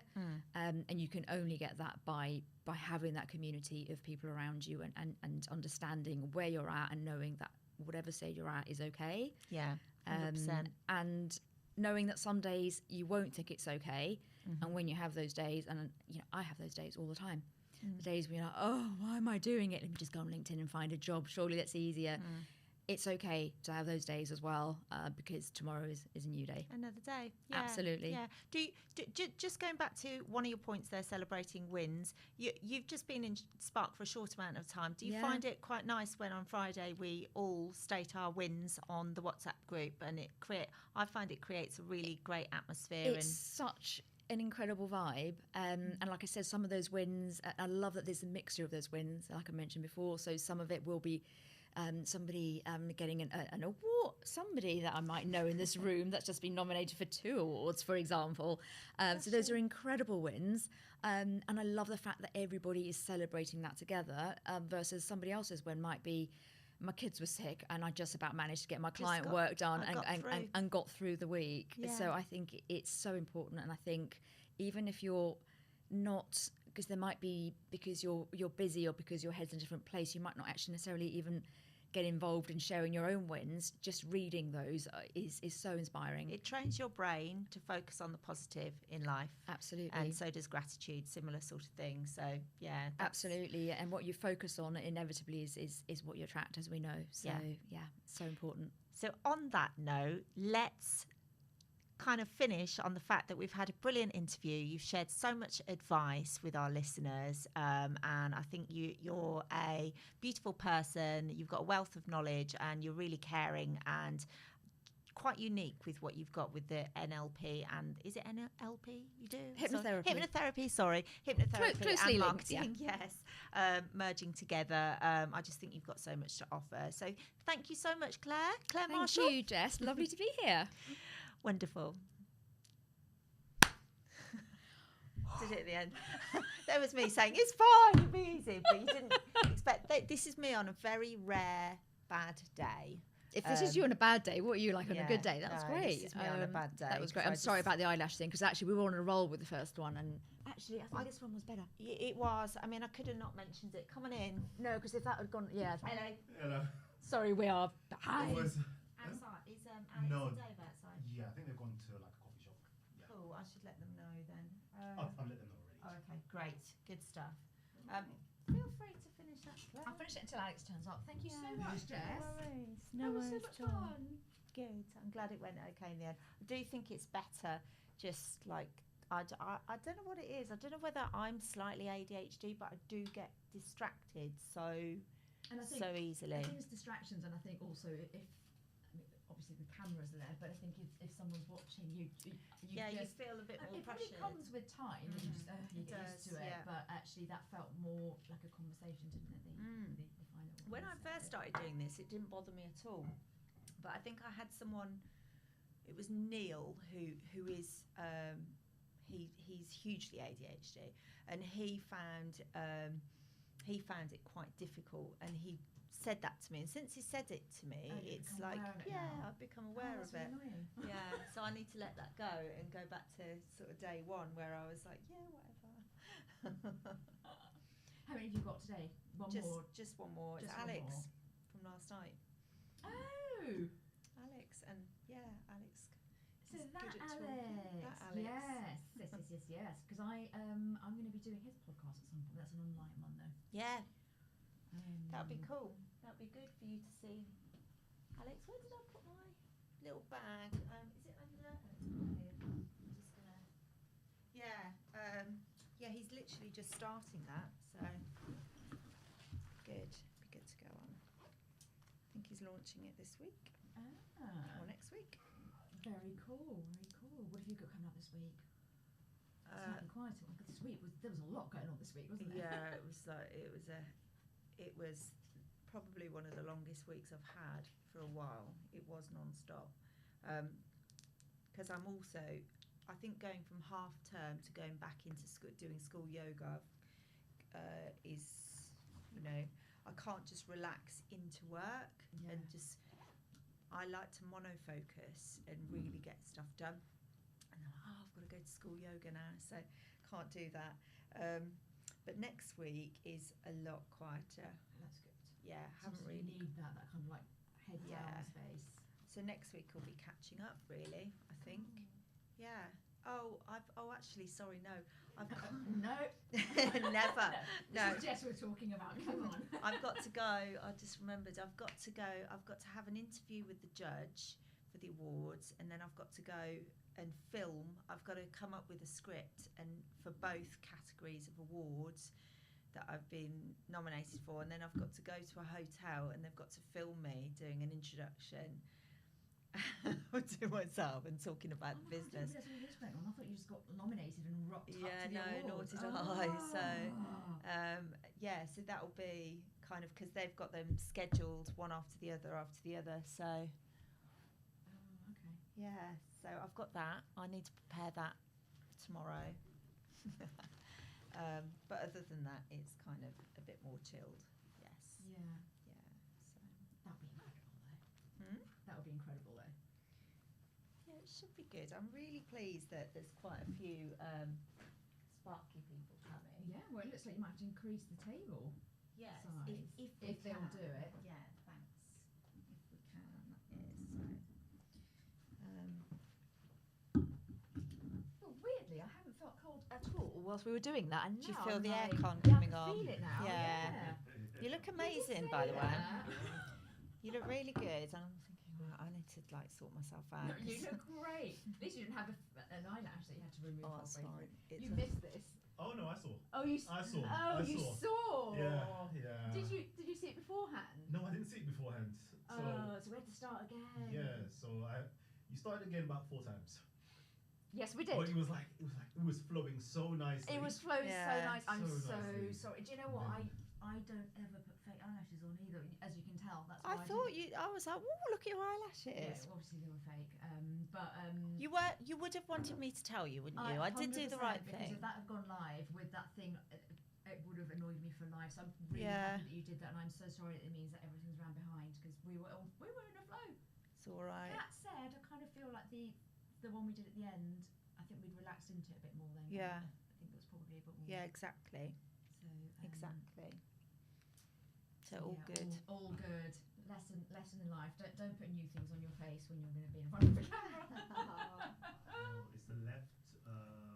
Did you hear that piece of advice? Make sure you stick to it. Don't put fake eyelashes on when you do your podcast. Exactly. Take it from Take me. it from you. Has he seen that message, Callum? Yes, yeah, he says it's on his way. Okay, good. 'Cause I know Oh Alex. my god, I love you got footage of me pouring prosecco into a glass. Can footage, please. My friends will absolutely love that. Okay, so yeah, from the very beginning, I guess. The eyelash. Yeah, the eyelash was like that. Oh, my man. God! I- Well done for noticing. And sorry, I didn't saying. notice it straight away. As God. men, we don't notice. Yeah. We don't know if you've got makeup on or you don't have any makeup on. We don't know. I can be a bit like a man as well. Yeah. Sometimes I've got a lot of people say I'm a bit like a guy in the fact that I just maybe I don't know, maybe I'm not as empathetic as other women. I don't know. I don't think you're unempathetic. Oh, I think you can. You're not in a bad way, but you'll be action direct. taker, yeah, Like yeah, that. that's it. Direct, direct. no filter. I'm quite No, direct. but in a good, but not in a like bullshit, like Yeah, but sometimes I get into trouble. I went to that networking event that you were at, right? yeah. On On Thursday. I bumped into Rupert Simpson that I've met before, this Mhm. guy. And I told him he's got a lovely Irish accent, and he did this thing where he kind of his eyes kind of went a bit crazy, and I said, oh my gosh, you reminded me of someone then, and he said, who? And I said, Uh-oh. Fred West. I can't tell you, and then I just couldn't stop myself, and I said, don't take it the wrong way, but Father Dougal. And I just thought, oh no. Probably not what anybody wants to hear. At that point, Luckily. you need to say Bradley Cooper. I That was the know, right answer. Yeah, luckily he took it very well, I hope. Yeah, so my directness isn't always great, but I do speak with no But filter. 9 out of 10 people, actually, probably 99 out of 100 people wouldn't have said anything about that. They'd have been like, let's just, I mean, it's Yeah. fine, it's a bit awkward, let's roll with it, but actually, that's just been shit footage. Yeah, no, and you, as you say, you would have noticed when Oh, you. 100% would yeah, have noticed. and not I mean, I them, can they're see not my like pores it. in this thing, so. Gosh, I can't see that well. I haven't got glasses on, so I can't even see. So maybe that's Well, a the good first thing I did when I sat here and I saw that, I was like, oh my God, I need, next time Botox. Aw. So funny. Not every day you see your face on like a Yeah, thing like that, is it? yeah. Oh, come on, Alex and Dave, because Alex is going to like start to get a bit kind of. He speaks a lot, does Alex, doesn't he? He does, And I know he yeah. wants to get a lot in, so I'm like. But I know what will be happening right now is him and they'll be. They'll be talking, Yeah. yeah. Yeah. Oh, David's lovely as well. Yeah. It's well, everyone I've met so far, just lovely people. Yeah, it's a nice community, isn't it? I had a lovely chat with. I've met Sam before. Yeah. She's just so lovely, so lovely. She's the most brilliant dancer as well. Yeah. This time last year, on the 22nd of November, we had an event at Lime Tree Workshop, and we had like a singer and a bit of band on, and she just suddenly broke out on the dance floor, and like no one else wanted to go and join her because she's like so Yeah. professional. It's like you could just have taken centre stage. Yeah. You're Yeah. approaching the building now, so. They're Okay, approaching the thank building. you. It's like some kind of you've got the walkie-talkie approaching the building. Incoming. Love it. Love. Yeah. So what have you got on this weekend for the rest of it? So this evening, yeah, I need to get back because I agreed a few weeks ago and I really don't want to do it now, but it's at my nephew's school, they've got like fireworks. So that's near Hastings Way. So you're gonna stand there going, ooh. And it's cold and I'm like tired, but Yeah. my sister It has just, suddenly got cold, hasn't it it? suddenly got cold and I Mm. really don't want to do it. I just want to get home and put a onesie on and lie down with my Yeah, cats. yeah, But yeah, alas, 100%. Hey, Alex! we meet again. Right, Jeff. How you doing? Where's the toilet, please? Oh, just back out there. Got my phone on silent. All right, Yeah. Claire. Alright, I'm thanks gonna so head. much. Thank Yeah, you so much. No worries. Take it easy. Enjoy the rest of your weekend. You too. Make sure you get some rest, you. Yeah, I will at some point. Super nice to obviously this here. No, take it. Take it. How are you? Nice to see you. How are you doing? Sorry that we ran over. We had a wardrobe malfunction. Yeah. Nice coffee. I just had a lovely coffee around the corner. good. And it- Oh, nice. So yeah, and I had a really good chat with David. Where's the Oh, so toilet, you, please? you made They're good gonna use of show you. time. I did have a coat. You did? Right. Is it under David's? There it is. Thank you so Yeah. much. Lovely. Just go back out. Yeah.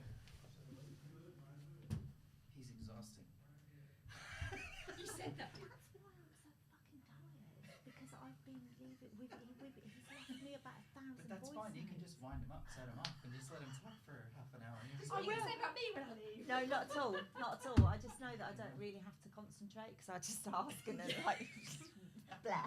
Yeah. Just I mean, he's a one lovely question. guy. I'm not being ugly, but Yeah. Right. Yeah. He's, I'm trying to he's tire him out a little bit for you. absolutely lovely, lovely, love him to Yeah. bits. But yeah, I'm a bit like because I've been trying to concentrate on what. Yeah. So Bring it. had a week of it. You're resting tomorrow, aren't you? Yeah. Good. God, You yeah. need it. Yeah.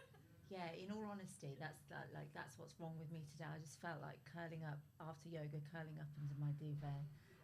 But we did a great podcast in the end. I'm really happy with it. I hope you are too. I am too.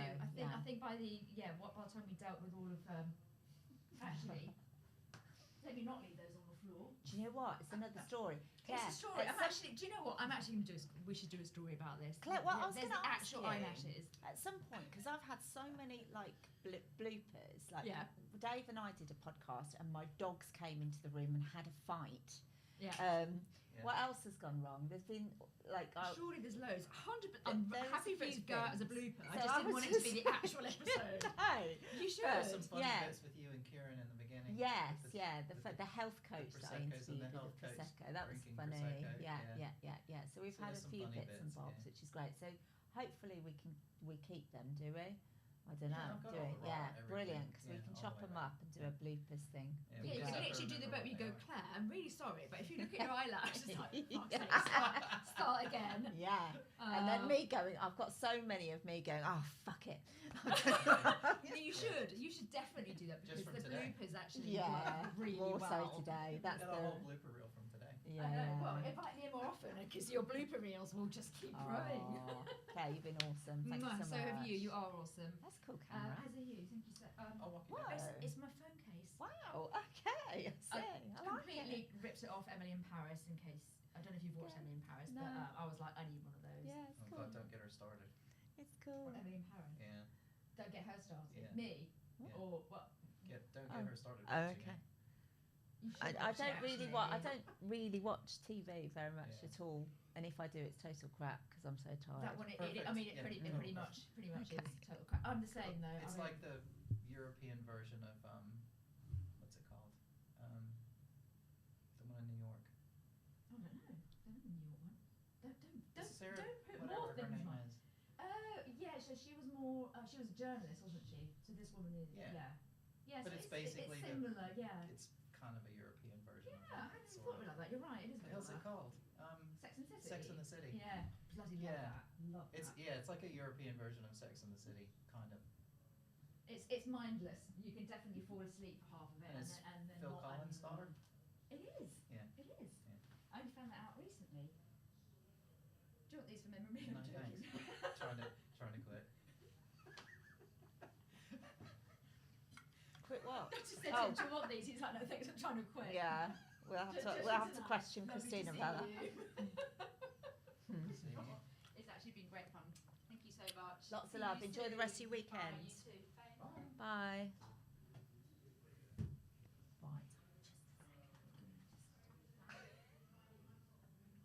You're gonna need it. There's more. Do you want some? You want some now? No, I'm trying to be professional, but See, but sometimes it really helps. Like last night, I found the crowd really difficult last night.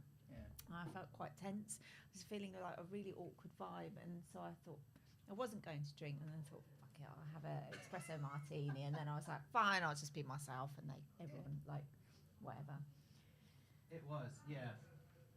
Angus was quite loud last night. It was him that was making It all was the the noise. guy he was talking to, like that other that guy, Danny invited along at the last moment. I don't even know him, and I said, "Oh, hello." He came in. I said, No. "What's your name?" And he went, "Imran." I was like, "Sorry, I don't think." Hi, How you sorry. doing, Jess? You alright? Yeah, I'm all right. How are you? Good. Good. You're probably a lot fresher than me because I had 5 Just hours looking at how sleep many- and went straight Yeah, off to looking at how work. many of your books you've got. These I've are got. How you've great. They're .com Secret's got the audio book. Yeah. Tools of Titans on my bookcase, but it's so big. I've read like half of it in the Tools and Tools and Titans. Titans. Oh yes, that's too. That's Yeah. Yeah. That's like a textbook you just keep going back to. Thank you. Alex, we're going to get going. Yeah, I'm ready. I'm good to go. Because, Oh, Callum, yeah, do we need Did to you be get the email? on the ball? Do you know what? Yeah. Chill. Are you sure, my darling? It's half two now, yeah. Are Or you 35. sure? I'm positive. Oh, thank you It's so much. 25. That's awesome. Yes, Yeah, we're 14, good then. 34. We're all good. No pressure. My son Thank you will to just Callum. wait round the corner at that Vietnamese coffee shop. Do you want to that me and text Dave him went to. It's quickly? done. Okay. I'll good. tell him that we'll be out It's 1 hour that from one, now. the Vietnamese one. Huh? Yeah, He that's won't. He's Yeah, not going to that's- arrive till 3:15 anyways. It's Oh, traffic. it's fine then. Come sit down then and relax. Just send him a message. Do you need anything? No, I'm good, thank you. Yeah, I can see that. I've noticed you guys. You like to drink, like you was drinking last night, weren't you? That was Claire drinking, not me. No, last night. Last You did night, have a glass in your hand. I did have glass in Yeah. mine. I Yeah. was just laughing because I'm like, I know what the style is now. They try and get you drunk to make you open up. I'm like, that won't work with me. We're gonna get you to cry today. That's quite possible. That is quite possible because I'm in touch with my emotions and Yeah. I've had a lot of shit in my life. Which, do you want to ask me any of the questions about what you want to go through? Did you see the email I sent you today, or you probably haven't had time? I've looked through your email about everything that you want to talk about in terms of, but I tend to go with the flow a little bit, Alex, Cool. where possible. But That's feel awesome. free to go with the flow yourself. In terms of the drinks and stuff, Yeah, like I I like the just green. believe in balance. I don't Yeah, like no one overdo it. pulling your leg. Mm. It looks And like someone was pulling mine last night. One of the underwater or girls that works in the city Yeah, just like kept bunch of trying to area wind me noises, up. yeah. Which one? Like, right at the end when I was Maybe leaving, I you'd be didn't get her sitting name, there. but she. Gronya. No, No? not Gonya. No, she's cool. It was make sure I've got tissues in there. A girl that when I first arrived, I went to the toilet because they're unisex. She came out of the toilet at the same time as me, and then Yeah. I was washing my hands, and she was like, "Oh, I can see you wash your hands," so I shake them. And she just said that she works in the city, and she, I know all about crypto. And then at the end, when we were speaking, Yeah. and she was. That's from last night. I forgot to get back Thank to you very much. Yeah, basically she was like, yeah, but it's not regulated and this, that, the other, and I was like, okay, so what is your point? But yeah, she never got to the point. Antonia, maybe? Anyway.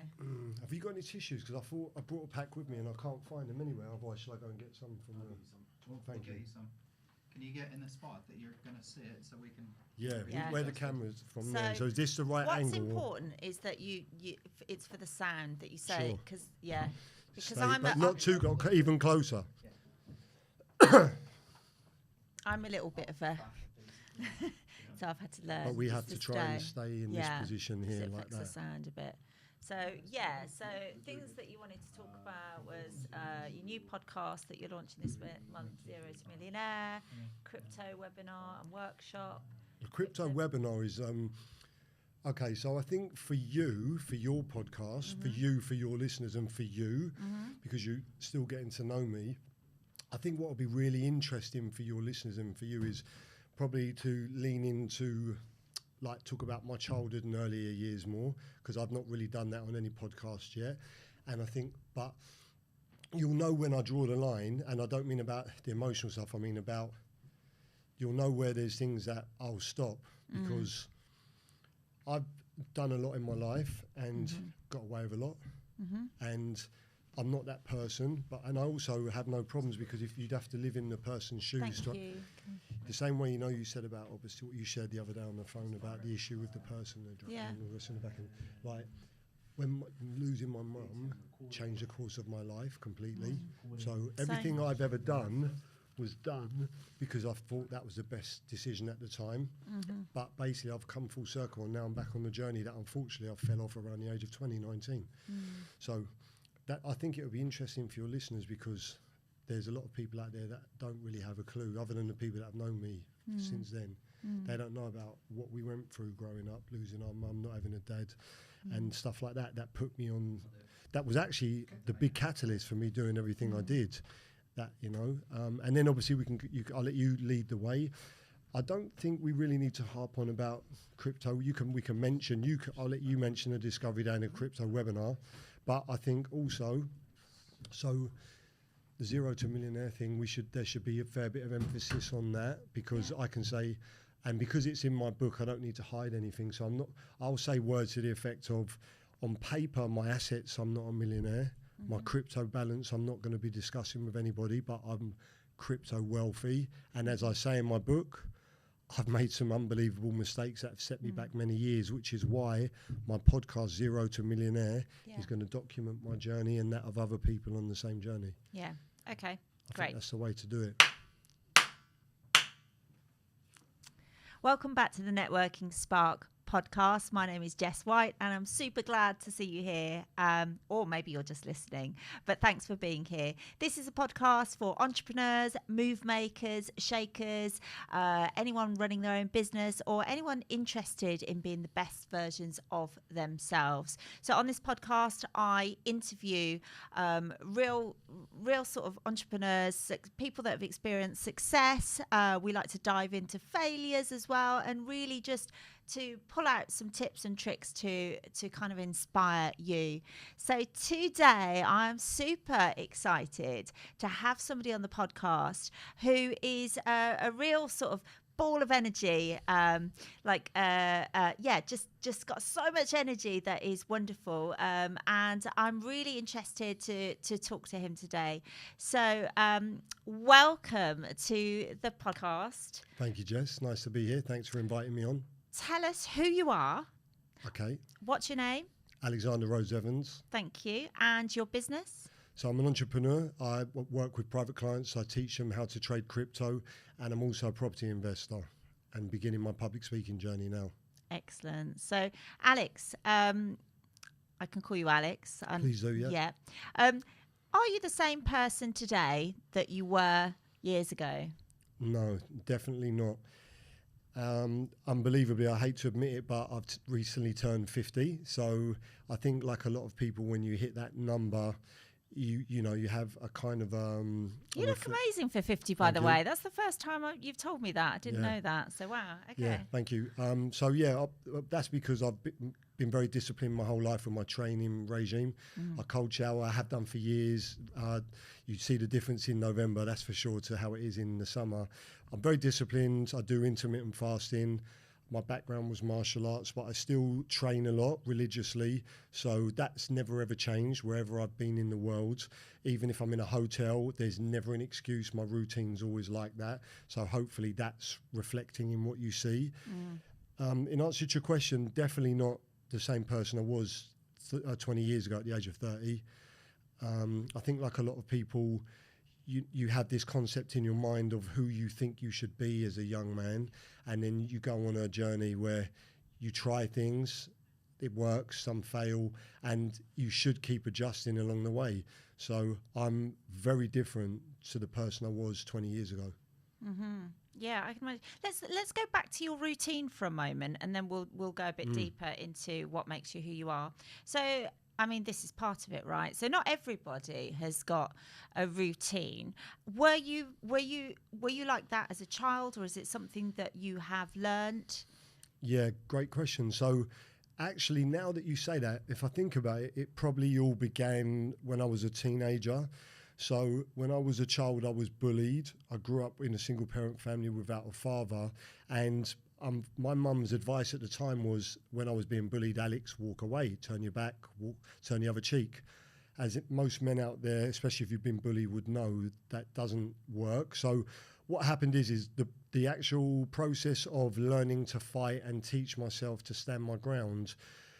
You know, you watch the Rocky films, you see him doing the pull-ups, the chin-ups, and all the rest of it, the stuff that us kids in the 80s watched. And I began to forge my own routine. Like, we had a loft ladder, we had a loft in our house, and the loft hatch had one of those loft ladders on it. So I would unattach the ladder so that you just had the top 2-3 rungs left, and I would do chin-ups on the loft ladder. So that's when my routine began. Then as I got older and I got into... Because you wanted to get bigger as a young boy, and that was the motivation. Yeah, so I was very skinny as a kid. My mum's family are all tall and lean. They're like runner beans. So I was always very lean and didn't have any muscle. And so I wanted to, get more powerful like Rocky. You watch Rocky, you want to be like Rocky. Yep. So, that's why I began that.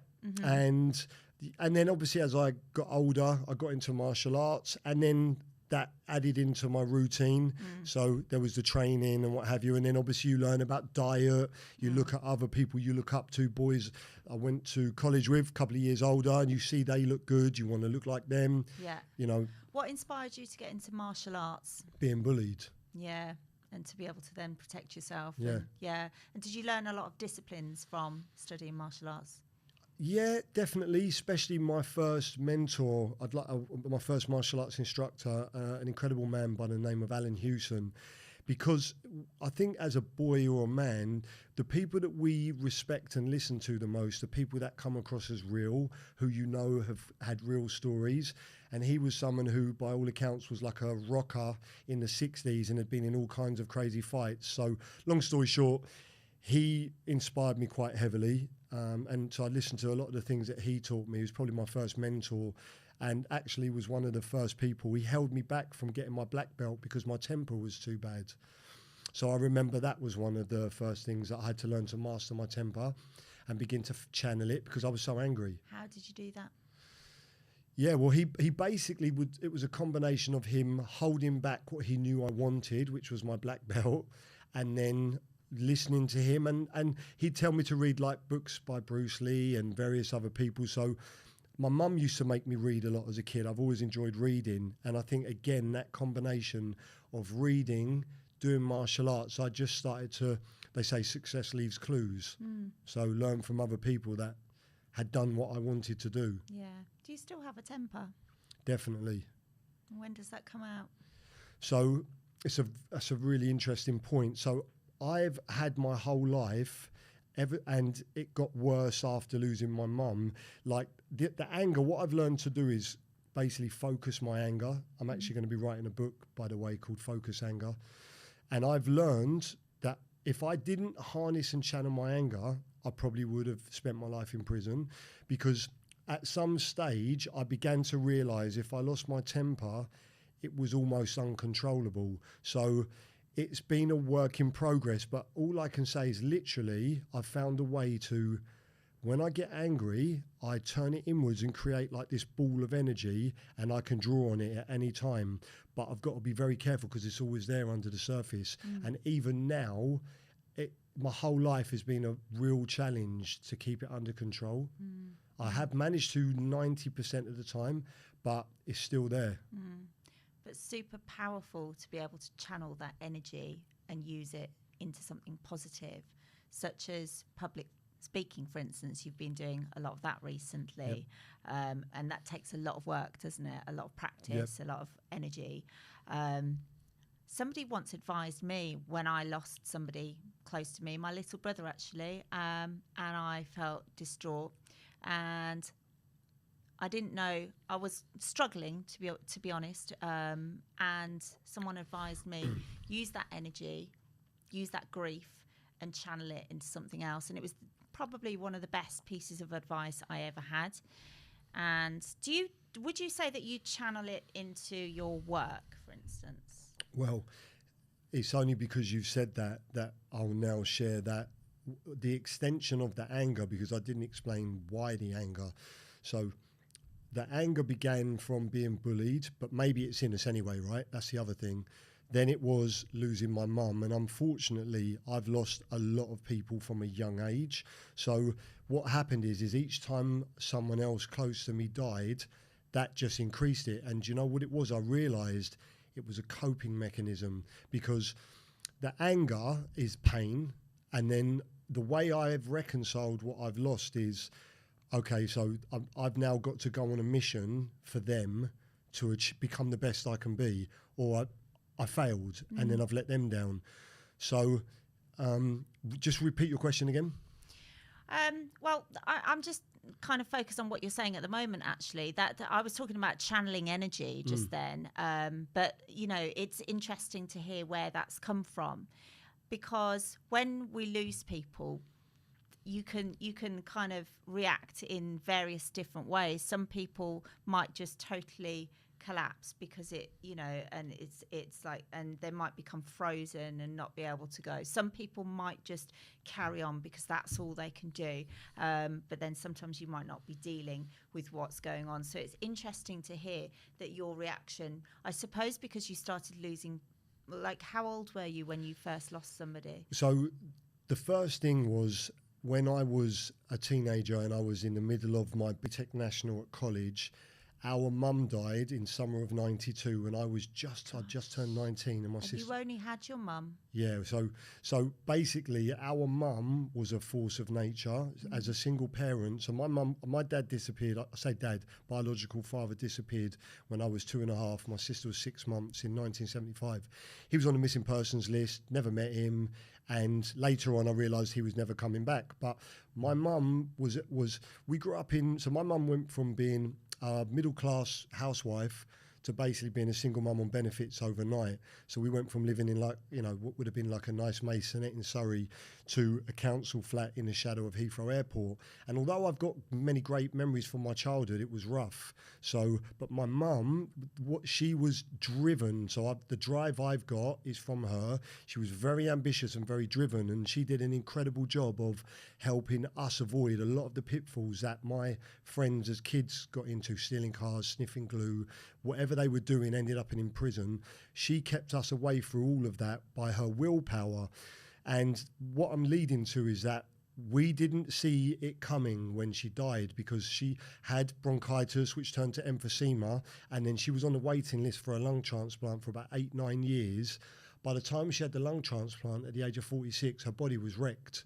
And unfortunately, we thought that this was what was going to happen. She was going to have the lung transplant, she'd come home, and she'd be weak for a year, and we'd just have to do more housework. We had no counselling. We did not see it coming.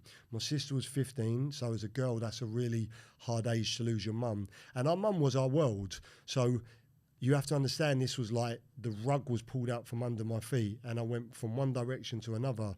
I didn't see it coming, and that was the first catalyst, but I didn't really have time to process it.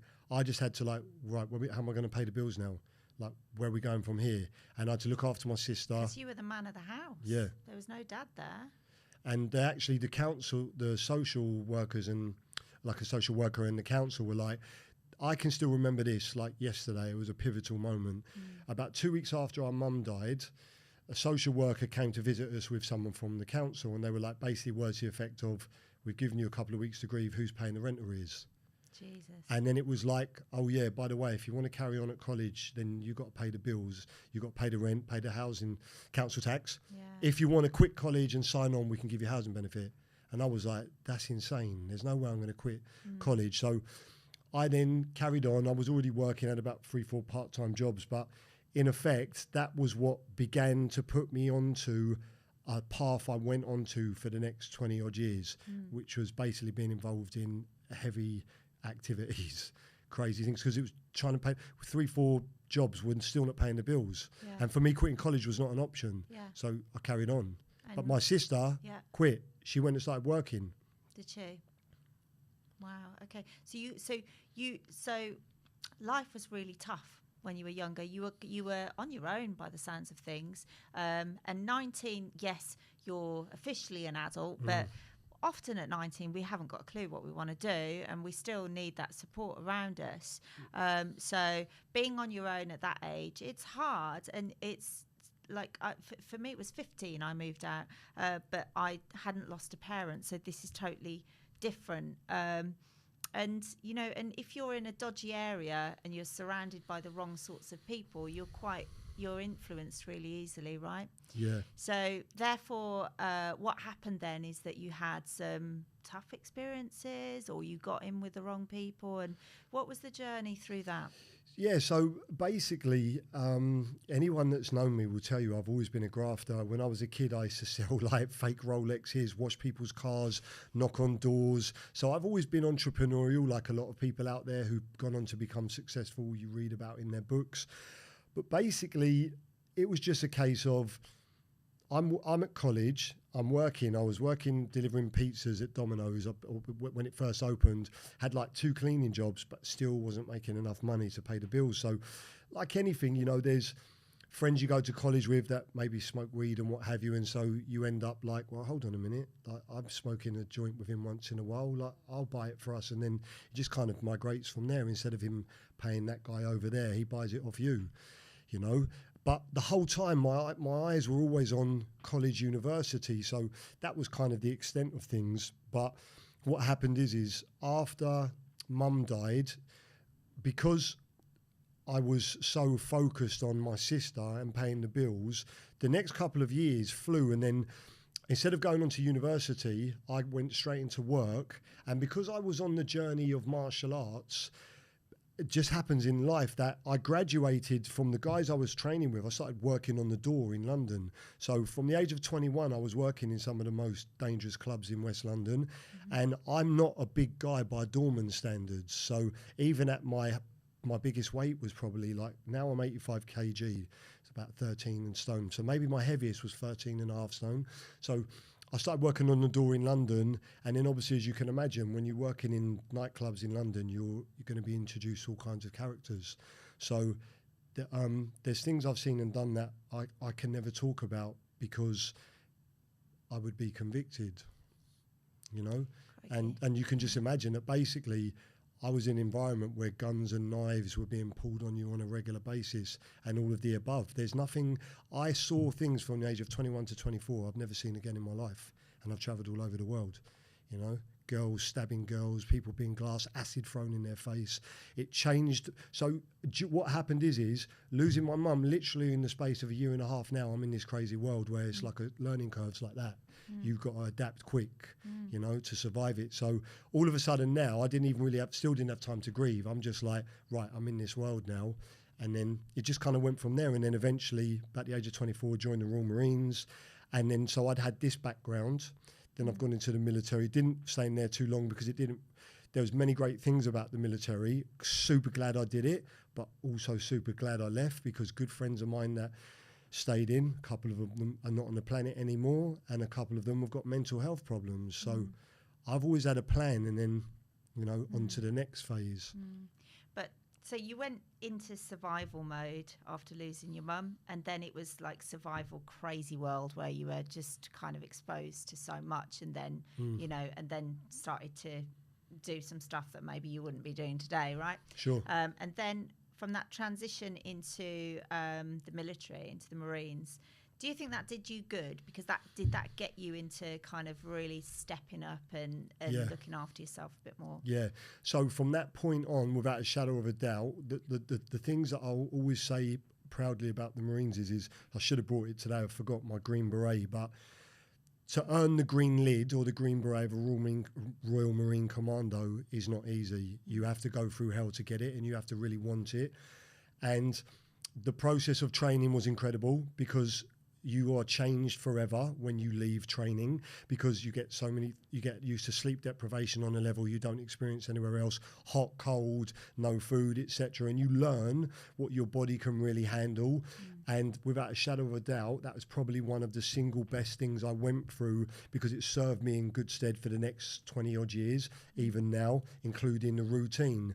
But not everybody that becomes a Royal Marine goes on to still keep that routine. I've got friends that aren't disciplined like me, so I suspect I was always like that. But I just basically am still, in my head in a way, I'm still a Royal Marine. Yeah. I still want to maintain that level of fitness, discipline, you know, and I'm not extreme with it, where I know people that I've heard about where they have a go at their kids because everything's not neat and tidy in the bathroom. I'm not like that, but I'm still regimented. I'm still disciplined. I've got a routine. So, the Marines is a big part of that. Yeah, and that really shows, getting to know you recently. It does show us something really, really positive that I think others around you can learn from. And certainly within your kids, I think they've taken a lot from that as well. So let's keep going with your story. So at a certain point in time, you ended up in Dubai. So would you like to just tell us how that happened and why that happened? Yep. So after the military, basically I started to get involved with some like security work. So I'd stopped doing door work and was getting more like private security work. So some like close protection and stuff for private clients. And a couple of friends of mine were working overseas, and one of them was working in Dubai. And we were basically working in Africa, doing some crazy things around Sierra Leone, DRC, Democratic Republic of Congo. And because I was on this mission to forever, I wanted to be a millionaire. My whole thing was, you know, fixating on that number. So I was just chasing money, but through this journey of security and what skills I had. So I was doing a lot of security work offshore, and then basically was reinvesting the money I was making into property. And I had a couple of sunbed shops at the time, and most of the property developing I was doing or investing wasn't really much intelligence to it. I was just buying a property because my accountant and other friends were like, put your money into property, Alex. Every 10 years, property doubles. So I'd been investing in property. I actually need to mention, I almost forgot actually, the major positive, if I can say that came out of losing our mum was I inherited the right to buy. Margaret Thatcher created the council right to buy in the 90s, I believe. So when our mum died, I inherited the council right to buy on our 3-bedroom house. So I swapped that house for a 2-bedroom flat and a deposit. So it was perfectly legal, all done through the council. There was a family that lived in a 2-bedroom flat. They wanted a 3-bedroom house. So I downsized, they upsized, and I had, I think, like a 25 grand payment. So what happened is I eventually used that to buy my 2-bedroom flat in Sunbury-on-Thames. My mortgage was like 25 grand because I think the value of it in 94 was 40k. With the discount was 25k. And then, so I bought the flat, and then years later when I sold it around about 2003, it was worth £150,000. So that fast tracked my property journey. So that was what helped me begin to build a portfolio. When we moved to Dubai, my portfolio at the time was about 8 properties, including the house I lived in Chobham, that we bought it for 447. And when I sold it was worth 750. So all of my portfolio, what happened is 2006, so we moved to Dubai in 2005. 2006, I sold all of my property portfolio, expatriated the funds to Dubai, and which was a big mistake on reflection, but you don't, hindsight's 2020. Why was it a mistake? Because if I'd not sold it and just rented them out, I'd be in a very, very, very comfortable position now. Yeah. Probably be worth about 10 to 20 million. Gosh, okay. So keep going. Yeah, so I basically, because I was given, and it wasn't that I did anything wrong, because even along the way, actually, when I lived in Dubai, I met a number of famous celebrity footballers and various people that had done the same thing as me. They'd gone non-resident or non-res for 5 years. Because if you live out of the UK but for 5 years as non-res, when you come back, any funds you repatriate, you're not taxed on. So my game plan was literally actually simple. I'm out of the country all the time. I might as well live in Dubai because it's closer to where I'm working. You can have a great standard of living and I'm not going to pay tax. So that was the game plan. Sent the money over and I began investing in property in Dubai. Now this was beginning of 06. So 06, 07, 08 was crazy. This was the beginning of the bubble before the 09 recession. So I was flipping properties off plan, Palm Jumeirah, Palm Jebel Ali, all kinds of developments in Ras Al Khaimah and everywhere. And it was like monopoly, and then culminating with, as you've heard me mention in my talks, 09, Lehman Brothers collapse, worldwide recession, I'm over leveraged, and then I basically begin to lose everything over the 15 months that followed. Yeah, gosh, which is like huge. And so you did a talk for Spark, but Yep. the listeners on here might not have heard that talk. So let's remember that for some. Sure. But so wow. So you've had kind of like quite a huge life. And I know, Alex, that you're now doing some really incredible things. So do you believe that we are forged in the fire and that going through these tough experiences makes us who we are today?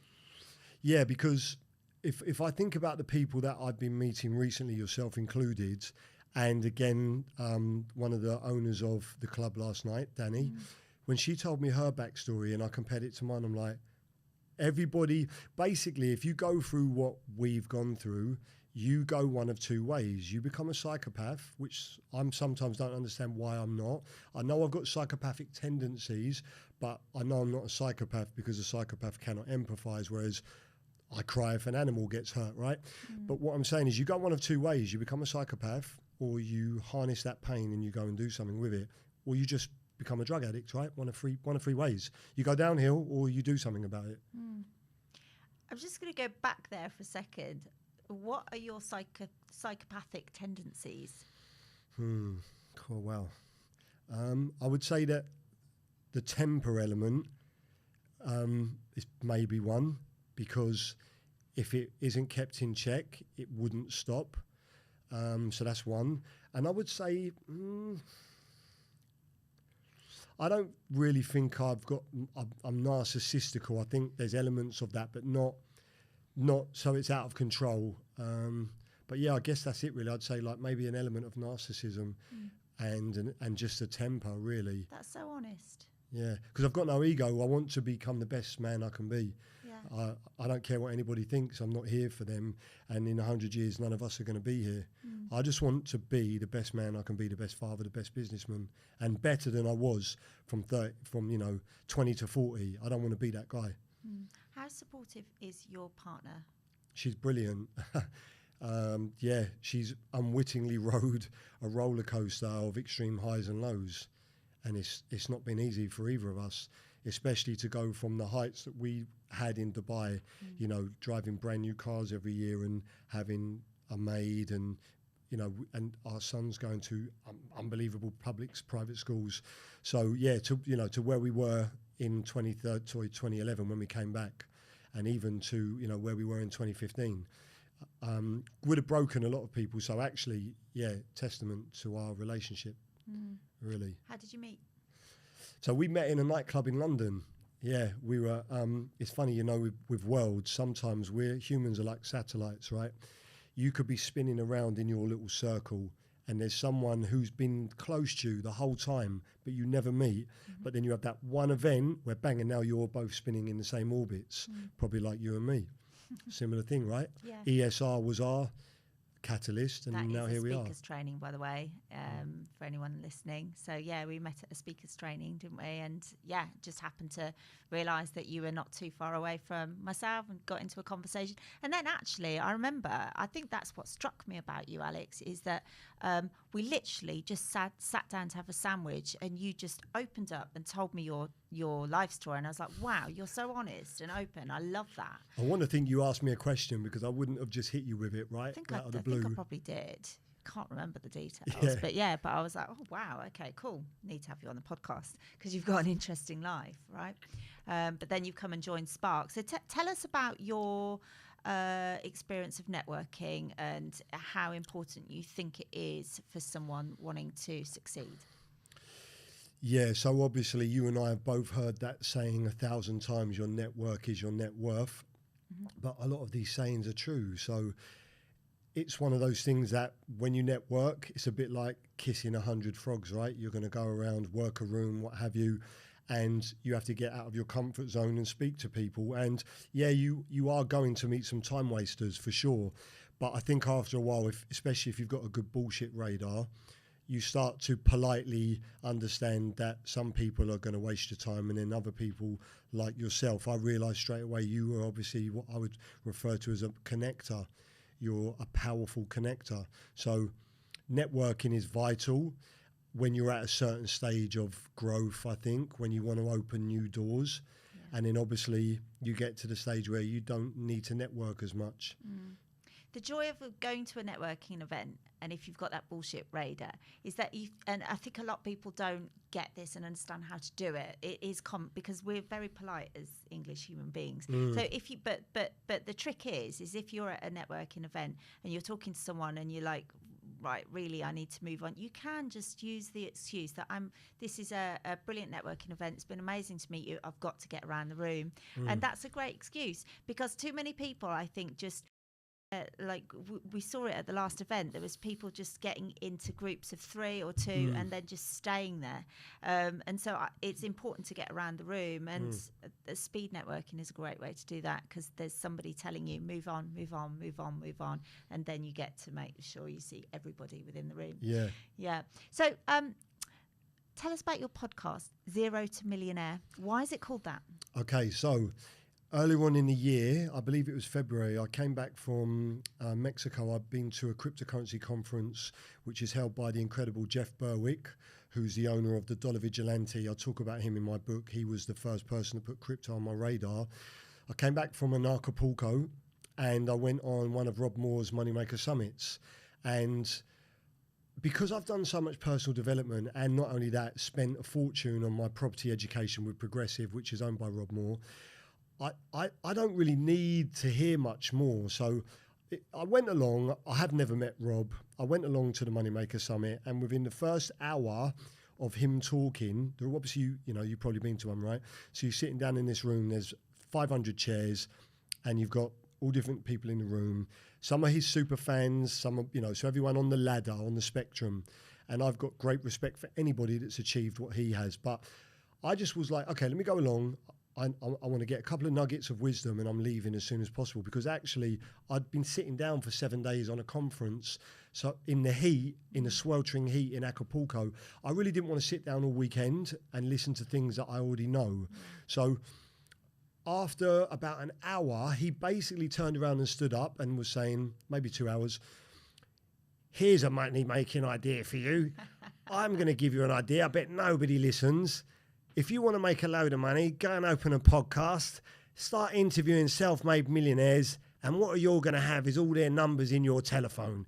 Nobody will listen. There's an idea for you. And I tell you what, if you go and do it, I'll appear on your 100th episode. So I sat there, and it was like an aha moment. I was like, holy shit. That is, because I was thinking about a podcast. I'm like, it just came to me. I was like, this is what you've came in for this weekend. I got up and left the room, and I went and set up the podcast, and I didn't go back. So how do you plan to access all these millionaires, Alex? So this is my plan. I'm going to call Rob Moore out very soon on Facebook, and I will be saying words to the effect of, I've paid XYZ for my property education, so I believe I've earned the right for you to come on before episode 100.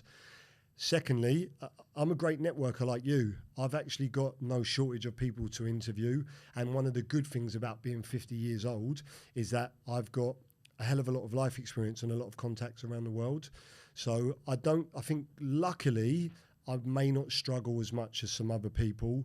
And I'm quite good at finding a way. So I guess I'm just going to fail forward and hope that as it grows, I'll start to make noise, and like anything else, you start to build some traction, and then hopefully I'll get to the stage where it just becomes easier. Yeah, amazing. And you've written. Oh, yeah, no worries. Oh shit, thank you. How did that happen? I swear that moved by itself. Must have done, because you haven't touched it. No. I've got I'm like when I'm playing chess, my hands are below the table. I never move them. Yeah. Did you hear the difference on it? Yeah. So do we need to backtrack or do it anyway? I'm only asking the odd questions, aren't I? You're the person. I'm good, right? Because You're the one we want to hear more. So.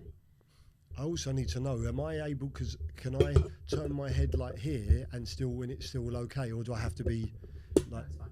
just so I know, because I'm trying not to be robotic. Like, Yeah. No, yours is fine. Yours is fine. Your voice is very. You project your voice. So Alex, I'm going to ask you about your top tips for the listeners in a minute. So, in terms of business and creating their dream life. you see the email I sent you today with a nice breakdown of them all. Yes. I sent it literally Briefly, like. but I've been teaching you No, I this know. morning. Yeah, and plus you would have been on And I was the driving. one with, probably, and otherwise about to jump in with Claire. So I knew it was late. I just wanted to make sure you had it, Yeah. because I couldn't remember. That's the military in me, right? I was like, I have to reply to that email. Although I probably did reply. I'm like, did I reply? I'll reply again. I love it. Okay. Thank you so much, Callum. That's brilliant. All right. Thank you. Okay. Shall I clap? No, just. All right. So, Alex, I'd love you to share some of your top tips with the listeners today. I'm sure you've got a lot of insight from things that you've been through, and now I see you. You're kind of really, you know what you want. You've got a clear mission, and we're going to talk about your mission in a moment. But in terms of tips, for people that are kind of struggling a little bit, people that procrastinate, or people that are just full with the to-do list, I'm sure you've got loads of tips. Give us your lowdown. Okay, so basically, I think one of the things I've finally learned to do is there's an incredible book called The One Thing, and that book, which I constantly reread, has allowed me to begin to focus on one thing at a time, because I used to be the world's worst for to-do lists. So now what I do is I'll have a to-do list, but I call it a now list, and everything is numbered number 1. But also, literally, I try and focus it down to what's the one most important thing, because the book will refer to the focusing question, what's the one thing, such that by doing it, everything else is unnecessary. So, yes, you want to set goals, but you actually need to think, what is the one most important thing right now that I need to do? Because otherwise it's demoralizing, because you can't do it all. So that's the first thing. Secondly, be strategic with your learning. People, you see it all the time, course junkies, they're chasing shiny pennies. I want to learn to trade crypto. I want to do property investing. I want to start a podcast. You can't do it all at once. You have to do one thing and master that, And then take action. Yeah. I think that is the big problem there, is that people will do course after course after course, but not actually take the steps. You can't, you can learn. And you see it with university as well. People go and do a degree and then a master's degree, and then they're like, well, what next? And it's like, it's the taking action that counts. Yep. So that's it. Absolutely right. That would have been my third point. Like, obviously, what they say, knowledge acquired without action is the same as ignorance. So you have to go and get the knowledge, then you've got to take action. The thing that I'm good at is the action taking. So probably what the likes of me and Rob more share in common is we just take action and fail forward. I don't give a damn what anyone thinks about me, because I'm not going to be here in 50 years. So get over yourself, right? So take action. Don't care what anyone thinks, because people are going to love you. Like Robert Kiyosaki says, there's 3 groups of people. Whenever you're in a room talking, there's a third that will love you no matter what you say, a third that will hate you no matter what you say, and a third that are neutral. Our job is to sway the third that are neutral. So take action, have a plan, don't look for friends, don't look for allies. If they come along the way, great. Surround yourself with like-minded individuals. But if you want to achieve anything worthwhile, accept the journey's going to be lonely. It's not going to be easy. And just once you know that, it's easy, right? I think some of the worst things is this whole get rich quick schemes. Like, I will never say to anybody, you're going to get rich quick with crypto. But I will say, I don't know any other way on the planet legal that you can make the money you can in crypto. And you've written a whole book on the subject, haven't you? Yep. A big book as well. Yeah. Yeah. How long did that take you? So I started writing it last year, but then once I found my publisher, who's incredible, by the way, a lady by the name of Usha DeMello, amazing woman, a brilliant person. If you ever want to self-publish a book, DM me, I'll give you her details. She really over-delivered. Once I met her and started working with her, I actually finished the book laser quick in about 3 months. So the overall process was probably a year, including research, but I sat on it for about 6 months. Did you wake up early? Did you have like blocks of when you would work on it? Yeah. So again, in the way that I do, I went on YouTube and watched hundreds of, I'm exaggerating, maybe scores of videos on how to self-publish. And then I started to see the pattern, set it up on Google Docs, blah, blah, blah, blah, blah, and then time block your time. But I'd already learned about time blocking anyway. But you're absolutely right. I got up, and I'm a morning person. So I wrote from 6 till 8 in the morning every day to finish it. And yeah, I just saw that was a recurrent theme, amongst authors. Time block and write every day. Yeah. So this brings us into crypto. Would you say you're a crypto expert? I'm not arrogant. So someone else would say, yes, I'm an expert, but define expert. I'm definitely an expert in trading as far as teaching people about price action, the trading element. But if you're talking about blockchain, so I'm not a coder, I'm not a programmer, and the space moves so quickly, it's like a full-time job. So you could say a crypto expert because I can talk with anyone on the planet about crypto and hold my own, but I'm not arrogant. I can't turn around and say that I know everything about elements of it like algorithmic trading because I'm not an algo trader. And what do you think is going to be happening with crypto over the next 12 months? Well, again, because I don't. So in crypto, what you'll find is whilst I'm passionate about it, I actually don't fall in love with any asset class. So you will find in crypto, a lot of people are emotional about cryptocurrency. They're married to their investments and they're emotional, very tribal. I'm not like that. I'm literally, the moment it doesn't work, I'm not interested. So the reason why I say that is to give you context that if we're to take Donald Trump on the surface of his words, if he does what he says, he wants the US to be the crypto capital of the world. He's talking about the US having a strategic reserve of Bitcoin, and he's talking about firing the SEC chairman Gary Gensler. So all of that is extremely bullish for crypto because this has been some of the things that has held it back for the last 2 to 5 years. But he's got to execute on that. So that's why I'm saying, well, okay, it looks good. The charts are reflecting it, but he has to execute. So I'm keeping an open mind. I'm riding the wave for the moment, but I'm open-minded as to if he doesn't do it, get out the market and take profits. But right now it's a good time to be in. Right now it's the best time of the last 5 years that anybody could start to get invested. And do you not think you should, like, is it not too late to get in right now? No, because if you look at most of, other than the new, because obviously, so a cryptocurrency is a digital asset. So think of it, a good cryptocurrency is a good company with a good team that solves a problem of some kind, right? So I'm not going to start throwing names out there because I don't want people to think that that's what I'm telling you to buy, because you could buy it at the wrong time and it drops 20%. But a good cryptocurrency is a good company that solves a problem. And so if you invest correctly, basically a lot of the solid cryptos are 80% down from their all-time high. So if you believe, like I do, that they're not only going to go back to that all-time high, they're going to surpass that. Why? Larry Fink, the CEO of BlackRock, is talking about putting $10 trillion into real-world assets, which is one of the biggest narratives in crypto. So once you understand that, you just need to know what to buy, what not to buy. And honestly, the rest of it should be a no-brainer. But people have to understand, you can't, this is the problem with human beings, right? They want to make money. They want all the good stuff without the bad stuff, right?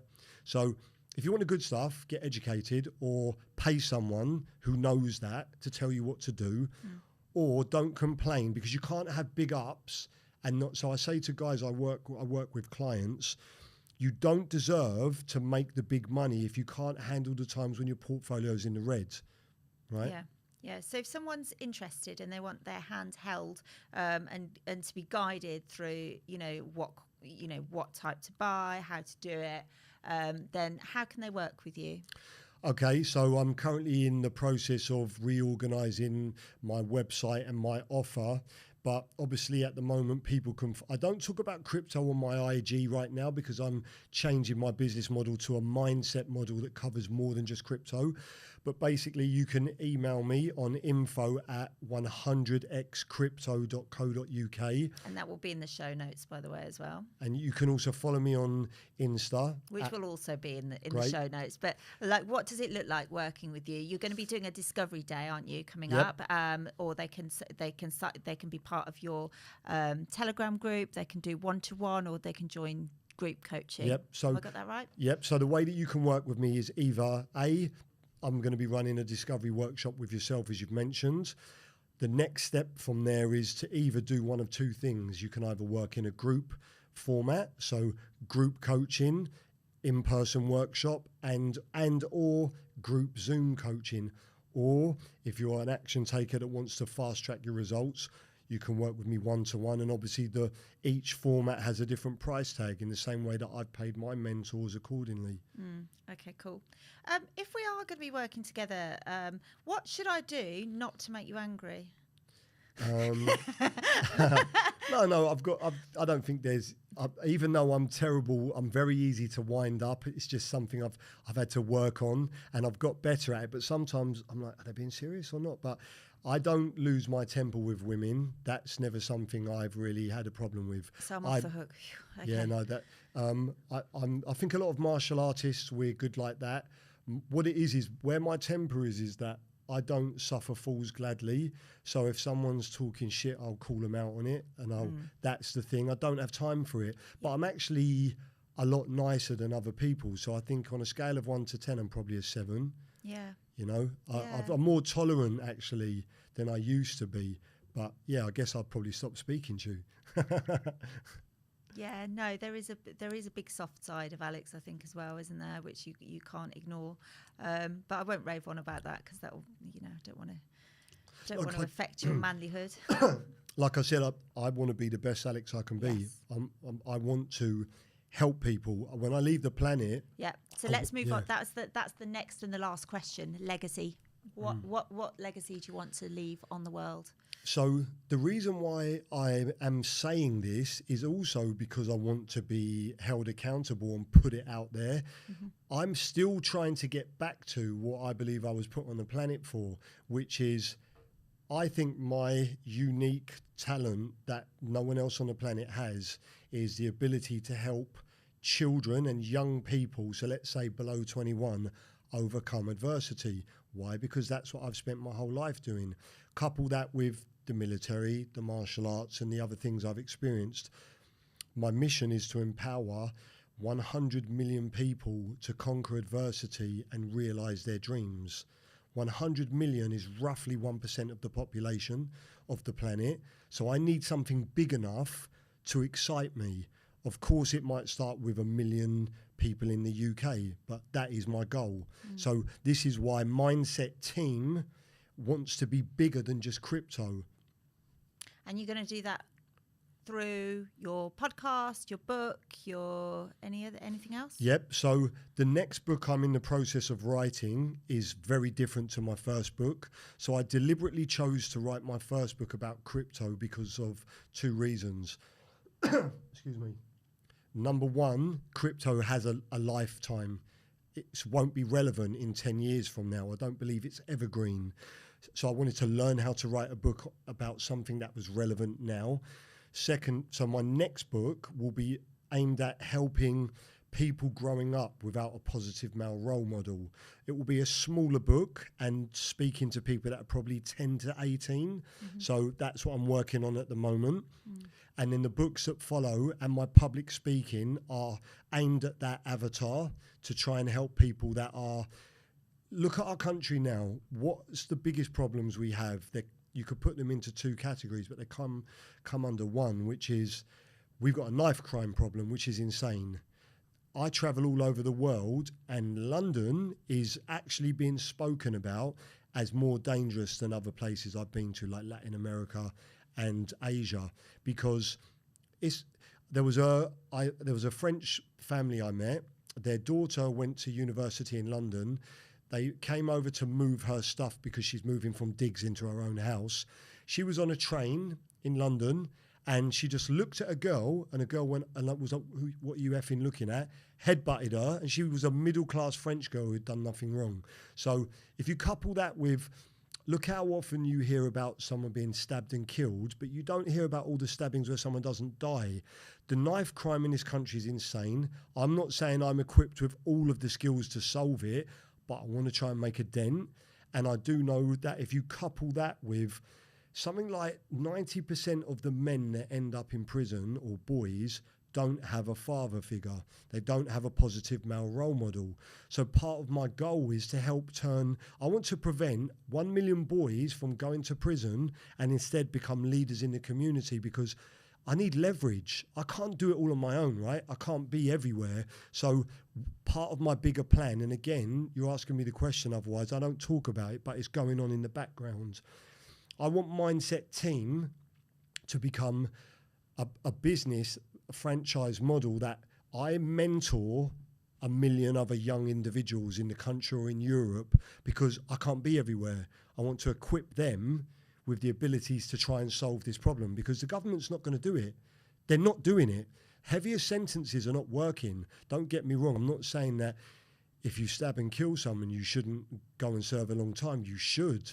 And sadly, actually, that time it's too late. I can't save those people. I want to save the people before they get to that stage. Amazing. So I can see you doing some really great work there. I love that you have a mission and a focus, and I think you're quite capable of doing what you focus on and what you decide. So Thank you. yeah. So anything else you want to touch on before we finish? I mean, basically, all I would say is anybody that's listening, I'm trying to actively speak.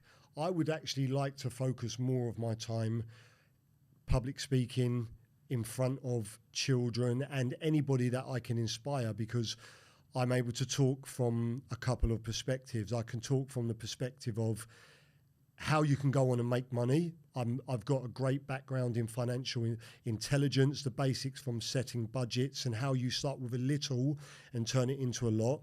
And then I've got the side of me that can relate to people that are being bullied and need to overcome adversity. So I want to speak more. I've been emailing hundreds of schools every week and like getting a 1% response rate.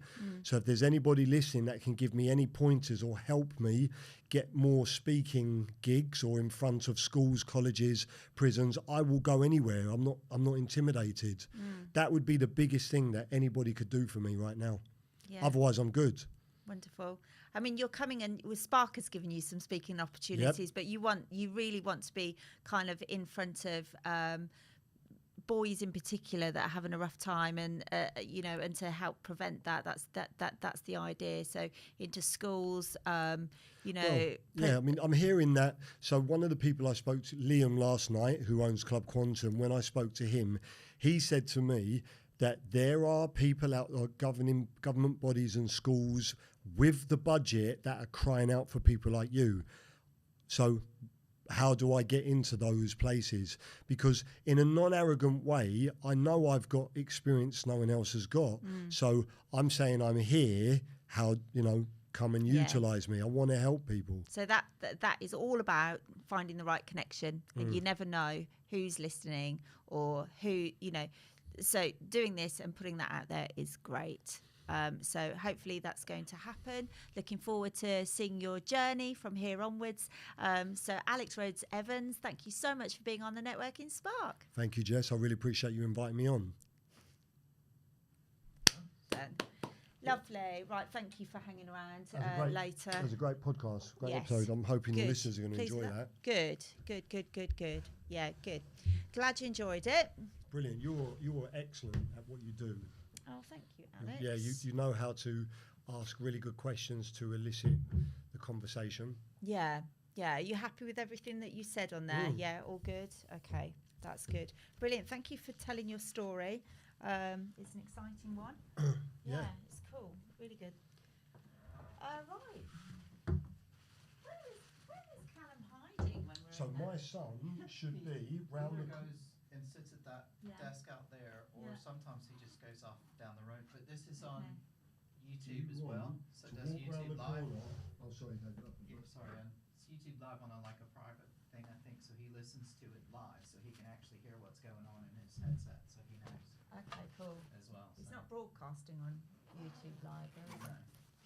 Well, it is technically, but it's on a private channel. Okay. Hey. Cool for you. You get to listen to all these podcasts Exactly. first, hot off the press. don't you? Yes. Yeah. And have you still got your own podcast yourself? Do you know what? Yeah, I do. Yes. I'm too busy. Yes, he's been live broadcasting so your again. podcast, what's the avatar or what's the message? And So the avatar used to be towards Black conscious community in America, yeah, as well as religious communities in the UK. got it. So a lot of that content was Speaker's Corner, filming all of that content. Wow. Speaker's Corner, freedom of speech, going on, and craziness. I personally think it's craziness, but there was an audience for it. And Yeah, so yeah, that's yeah. literally Why was the it avatar. crazy? What? If you listen to these people talk, Yeah. you'll understand that they're very much so crazy. So I'm talking about, I don't know if you know these groups, you've got crazy right-wing people out in America. Then you've got like Nation of Islam, Hebrew Israelites. Yeah. These types of individuals that have crazy ideas, Mm. Yeah. but there is an audience for it. Yeah, And yeah. I saw that straight away, and I was like, cool, let me tap into this.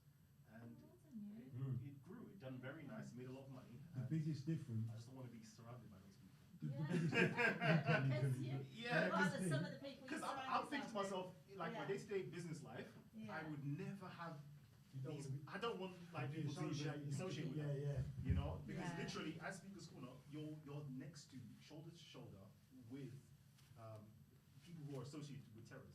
Yeah. Literally. And Yeah. with the beard, bro. Yeah, The last thing you want to do is get. Yeah. Oh no, because when no, that's What's it called? What's the? That's the oh my problem. God! What's the film? One of Kevin Hart's first film, The Plane. Yeah. Do you remember what's the film? What's the film? Do you remember? Not Soul Plane. Soul Plane. Yeah, Oh, yeah, you yeah, know yeah, that's yeah, hilarious. yeah, When yeah. when the guy gets on the plane, he's like, oh hell no. No, yeah. So that's the problem because Yeah. the people there, they look at me, they expect me to be Muslim. I've got Yeah, Arabic yeah. name, Yeah. but I'm completely against it. So when they hear me speak, they're like, "Oh my God!" Yeah. Deference. I'm telling you, Yeah. deference. Well, look what they did to Malcolm X. Yeah. Right. You watched Harlem, was it Yeah. with Bumpy Johnson and Yeah. Forrest Whitaker? Yeah. 'Cause I learned a lot from that. Do you want Rico to come here, or are you going to go and walk around the corner and meet him at Rose Star? We'll go because We'll go to Rose Star, we've yeah? already held Callum up. Thank Cool. you, Callum. Yeah. You've been really, really kind. Yeah, Thank you. come You've got on. really kind eyes. You know that?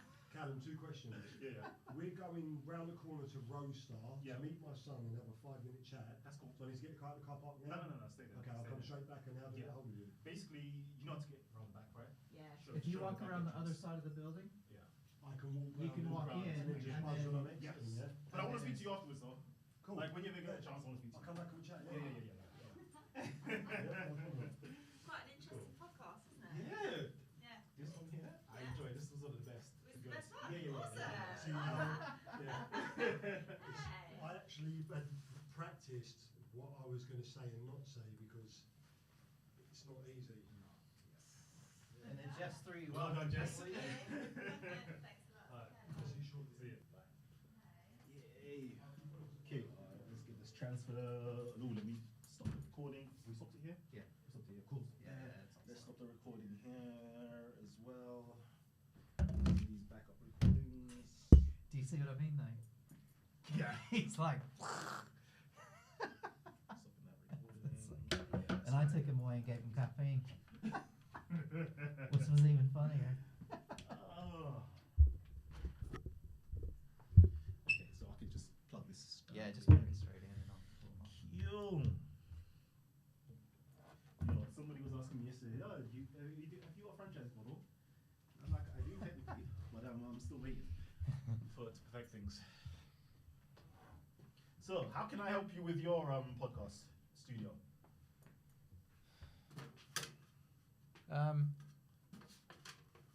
I don't know.